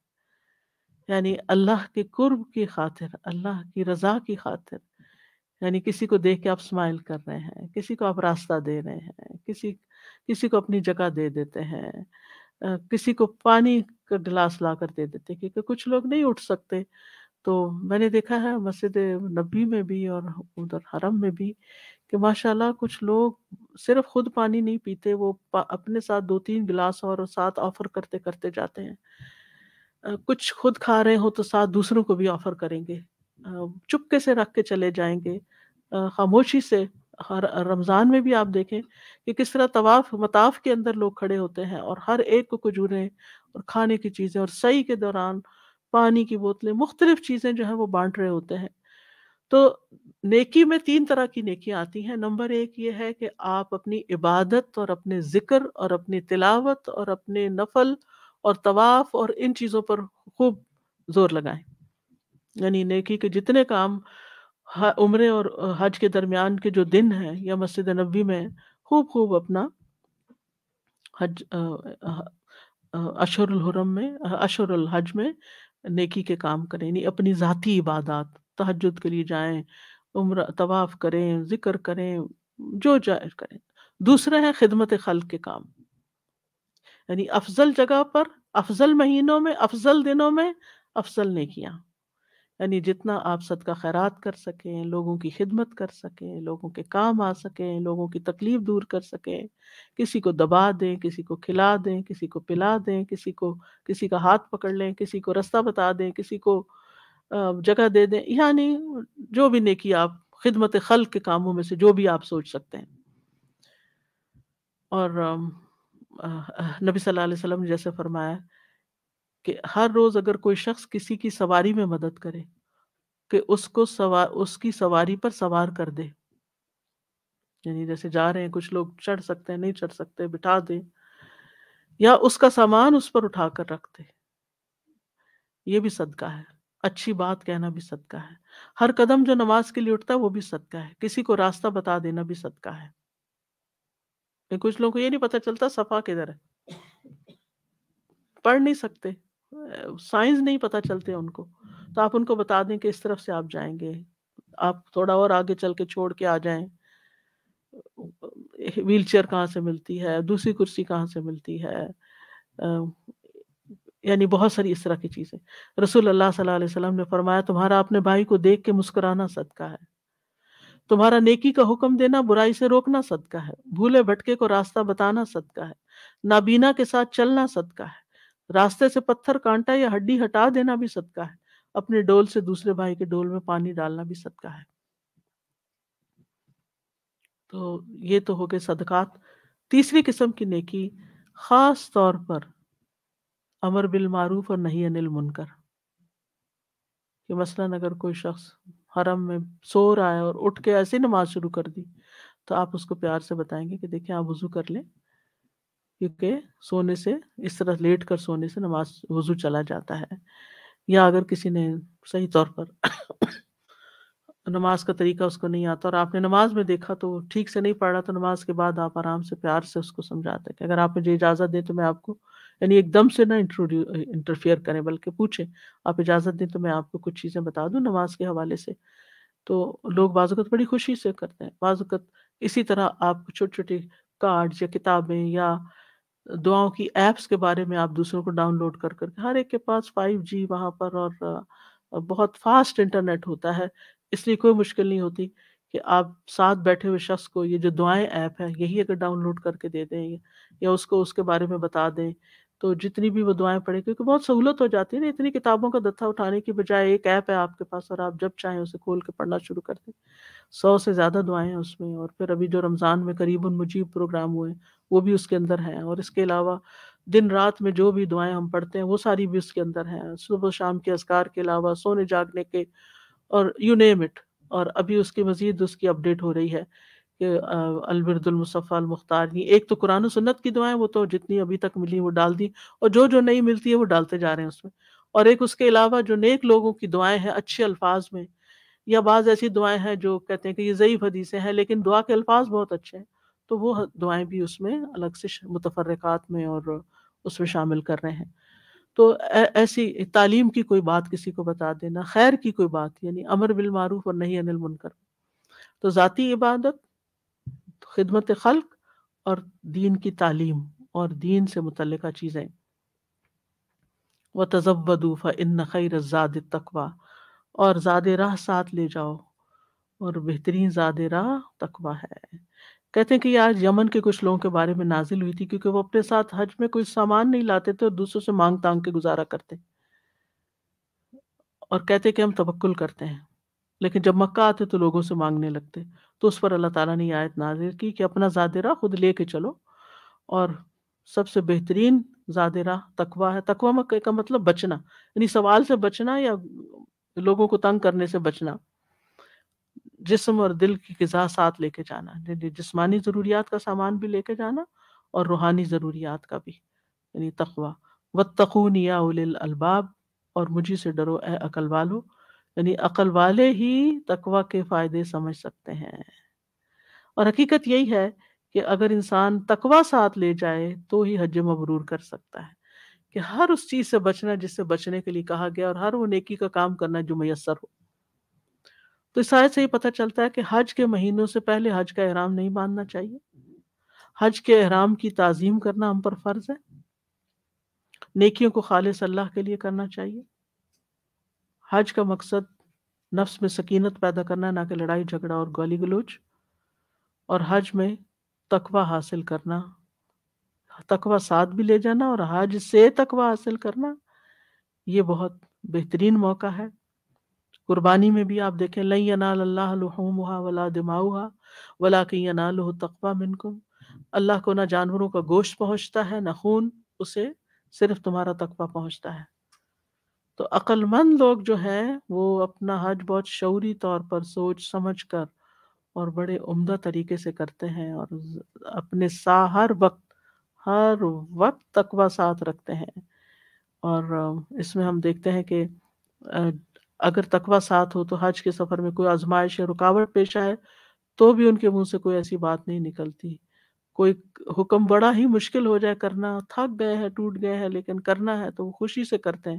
ابراہیم علیہ السلام کی مثال سامنے کہ بیٹے کو ذبح کرنے کا حکم دیا گیا تو اس کے لیے بھی تیار ہو گئے۔ تقوی یہ ہے کہ اللہ کے حکم کو سب سے آگے رکھنا، یہ تقوی کی علامت ہوتی ہے۔ اور پھر اسی طرح اللہ کی عظمت کا احساس، اور اس بات کا احساس کہ میں فی سبیل اللہ کے راستے میں ہوں، اور اللہ نے مجھے بہت بڑا موقع دیا ہے اپنا گھر دیکھنے کا، اس لیے کسی قسم کی سستی اور کمزوری اور ادھر ادھر گھومنا پھرنا بازاروں میں، اور صرف کھانے کے لیے گھنٹوں بیٹھے رہنا اور گپ شپ لگاتے رہنا اور ہنسی مذاق میں جھوٹ وغیرہ کی پرواہ نہ کرنا اور لین دین میں دھوکہ دینا، ان سب چیزوں سے بچنے کی ضرورت ہے۔ پھر اسی طرح شہوانی خواہشات اور حرام لذتوں سے بچنا، مطلب حج میں بہت زیادہ عورتیں اور مرد، جوان بوڑھے سب ایک دوسرے کے قریب آتے ہیں، تو اپنی نگاہوں کی حفاظت، خواہ مخواہ مردوں کو جیسے احرام میں ان کے کندھے ننگے ہوتے ہیں تو نظر پڑے تو اپنی نظر کو پھیر لینا، اور شکلیں نہیں دیکھنا دوسروں کی، اپنی نگاہیں جھکا کے رکھنا، مردوں کے لیے بھی اور عورتوں کے لیے بھی۔ اور پھر اسی طرح ہر معاملے میں اللہ کی رضا کو اپنی رضا پر مقدم رکھنا۔ تو عقل مند لوگوں کے لیے حج میں بہت کچھ سیکھنے کو ہے۔ اور پھر یہ ہے کہ اگر زیادہ راہ نہ ہو تو بھی اللہ پر بھروسہ کرنا۔ سیر اعلام النبلاء میں ایک روایت آتی ہے حاتم الاسم کی، نیک زاہد لوگوں میں سے تھے، تو ان کے دل میں حج کا خیال پیدا ہوا، شوق پیدا ہوا، لیکن خرچ نہیں تھا پاس۔ جب وقت آیا تو بیٹی نے دیکھا کہ باپ بڑے غمگین ہیں، رو رہے ہیں، تو بیٹی بھی بڑی نیک تھی، کہنے لگے آپ کیوں رو رہی ہیں؟ کہنے لگے ابا آپ کیوں رو رہے ہیں؟ کہنے لگے حج کا وقت آ گیا ہے۔ تو ان کا کہ آپ حج کر لیں۔ کہا بیٹا میرے پاس پیسے نہیں ہیں، خرچ نہیں ہے، تو کہ اللہ آپ کو دے گا۔ خاتم نے کہا اچھا ٹھیک ہے میں جاتا ہوں، لیکن تم لوگوں کا نان نفقہ کیا ہوگا؟ ان کا اللہ ہمیں رزق دے گا۔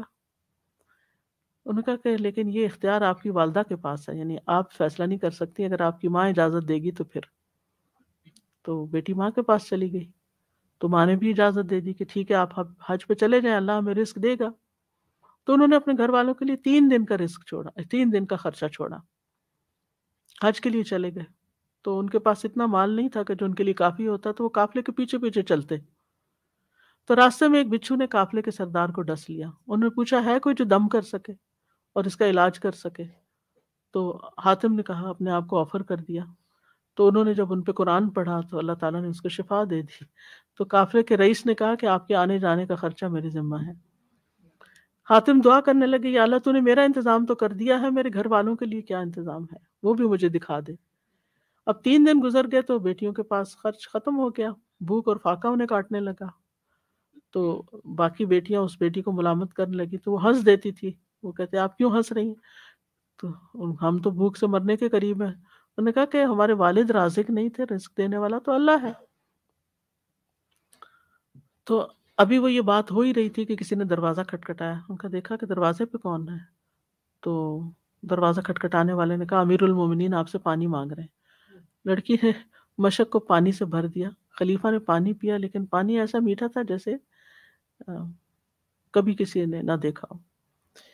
تو اس نے کہا کہ کون ہے، یعنی پانی کہاں سے آیا؟ کہا حاتم کے گھر سے۔ تو خلیفہ نے کہا کہ بلاؤ ان کو، حاتم کو بلاؤ تاکہ ہم ان کو بدلہ دیں۔ کہ وہ تو حج پہ گئے۔ تو انہوں نے کہا کہ پھر تمہارا کیا ہے؟ تو انہوں نے پھر اپنا کمر بند کھولا، اور وہ ایسا تھا کہ جو جواہرات سے جڑا ہوا تھا۔ تو کہا کہ یہ یعنی تمہارے لیے۔ تو بہرحال کہتے ہیں کہ پھر انہوں نے کہا کہ اپنے وزراء اور تاجروں وغیرہ سے کہ کون ہے جو مجھ سے محبت کرتا ہے، تو وہ اپنا کمر بند دے۔ تو سب نے کمر بند دینا شروع کیے۔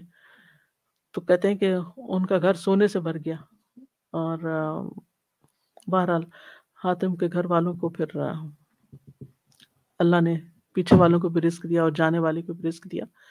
تو انسان کو اللہ سبحانہ وتعالیٰ بندے کا شوق دیکھتا ہے کہ بندہ کس محبت سے اور کس جذبے سے جانا چاہتا ہے، اور وہ اپنے طور پر تو لے جانا چاہتا ہے، لیکن بعض اوقات ساری زندگی بھی لوگ پیسہ جمع کریں تو وہ جتنا اس سال کے لیے جمع کیا تو اگلے سال اس کی پرائس اور بڑھ چکی ہوتی ہے، اور پھر وہ پیچھے رہ جاتے ہیں۔ تو ایسی صورت میں اللہ پہ بھروسہ کر کے اور جو بھی اسباب انسان کو میسر ہوں، انسان کہتے ہیں نا پے در پے حج اور عمرہ جو ہے وہ فقر و فاقہ کو دور کرتے ہیں۔ تو جو اللہ کے مہمان ہوتے ہیں اللہ سبحانہ وتعالیٰ ان کے لیے خود ہی بندوبست کرتا ہے۔ وآخر دعوانا ان الحمد للہ رب العالمین۔ سبحانک اللہم و بحمدک اشہد ان لا الہ الا انت استغفرک و اتوب الیک۔ کچھ کہنا چاہے تو کہہ سکتے۔ جی مبین۔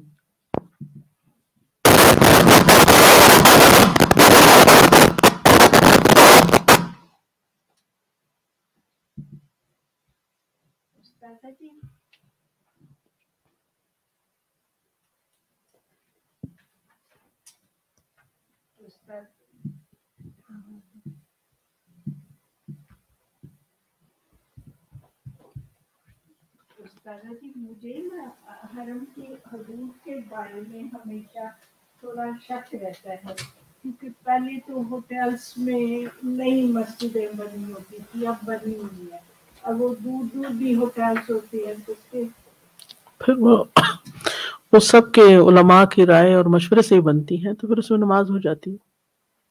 تو دوسرا سوال ہے مسجد الاقصی میں، تو وہاں جو ہے وہ بہت اسٹیپ ہے، مسجد درمیان میں ہے اور ایک پہاڑی بہت اونچی ہے اور ہوٹلس کافی پیچھے ہیں، تو فجر میں اترنا اور چڑھنا میرے لیے مشکل اس طرح تھا، تو پھر میں ہوٹل میں ہی پڑھ لیتی تھی، پتہ نہیں مجھے اس کے بارے میں نہیں۔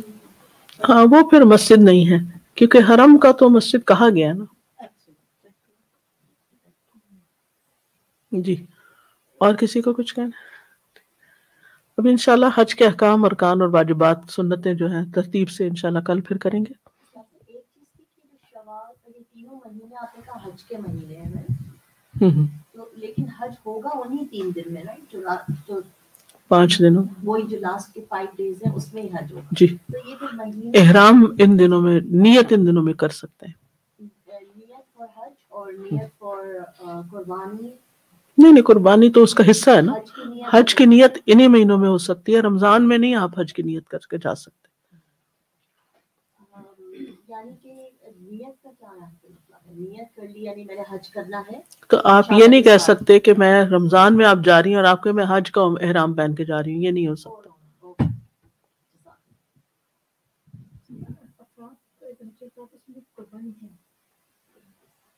نہیں افراد میں قربانی نہیں ہے، اور یہ عام طور پر لوکلز کرتے ہیں۔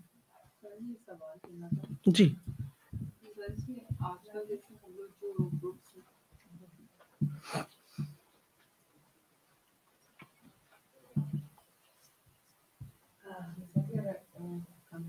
کام نہیں، چلے ویسے پوچھ رہے۔ اچھا آج کل ہم لوگ گروپس میں اگر حج پہ جا رہے ہیں تو کیا اپنی محرم کے بغیر ہم جا سکتے ہیں ان گروپس میں حج پہ؟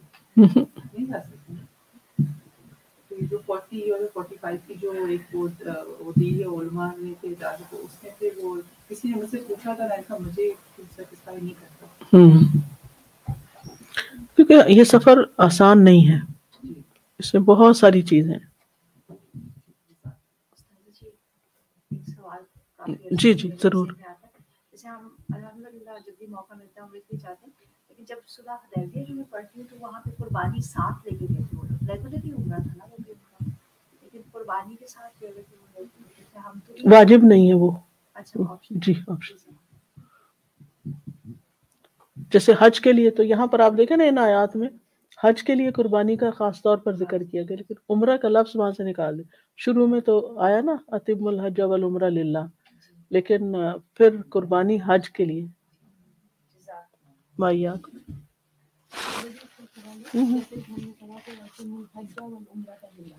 مثلاً کوئی صرف عمرہ کے لیے گیا ہے، عمرہ کے ٹائم پہ نان حج سیزن میں، اور وہی بات کہ عمرہ بھی ہے اور فلاں جگہ کا ٹرپ بھی ہے، وزٹ بھی ہے، ہوم ٹاؤن کا بھی کچھ، اور وہاں گئے ہوم ٹاؤن تو کوئی اور ایسا مسئلہ پیش آ گیا کہ جس کی وجہ سے وہ عمرے کا پروگرام جو واپسی پہ تھا وہ کینسل کرنا پڑ رہا ہے. ہاں لیکن ایز لانگ ایز آپ نے احرام نہیں پہنا تو کوئی فرق نہیں، کچھ بھی نہ کچھ لینا دینا نہیں. یا پھر مشروط احرام، اگر احرام پہن لیا تو مشروط احرام، پھر اس کے صورت میں کوئی فدیہ وغیرہ نہیں ہوگا، بس صرف آپ احرام کھول دیں گے. اس کا انشاءاللہ آگے ذکر کروں گی میں انشاءاللہ. وہی آپ کو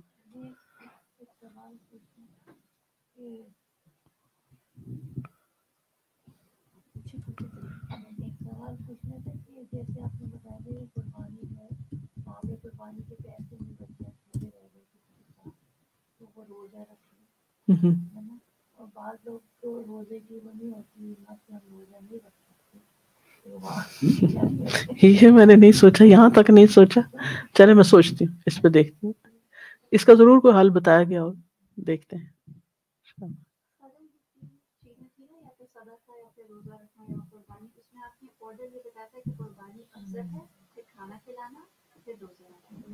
وہ دوسرے حکم میں ہے نا.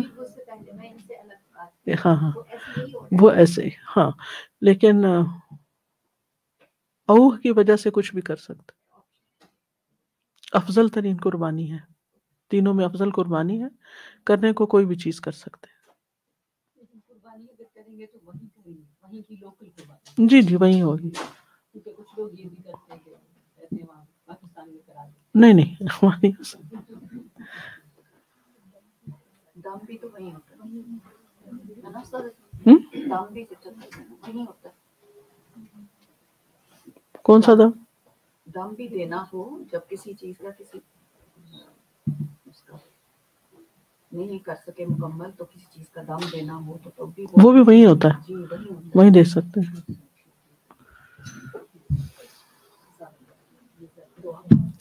سبحانک اللہم و بحمدک اشہد ان لا الہ الا انت استغفرک و اتوب الیک. السلام علیکم و رحمۃ اللہ وبرکاتہ. اللهم صل على محمد وعلى آل محمد كما صليت على إبراهيم وعلى آل إبراهيم إنك حميد مجيد. اللهم بارك على محمد وعلى آل محمد كما باركت على إبراهيم وعلى آل إبراهيم إنك حميد مجيد.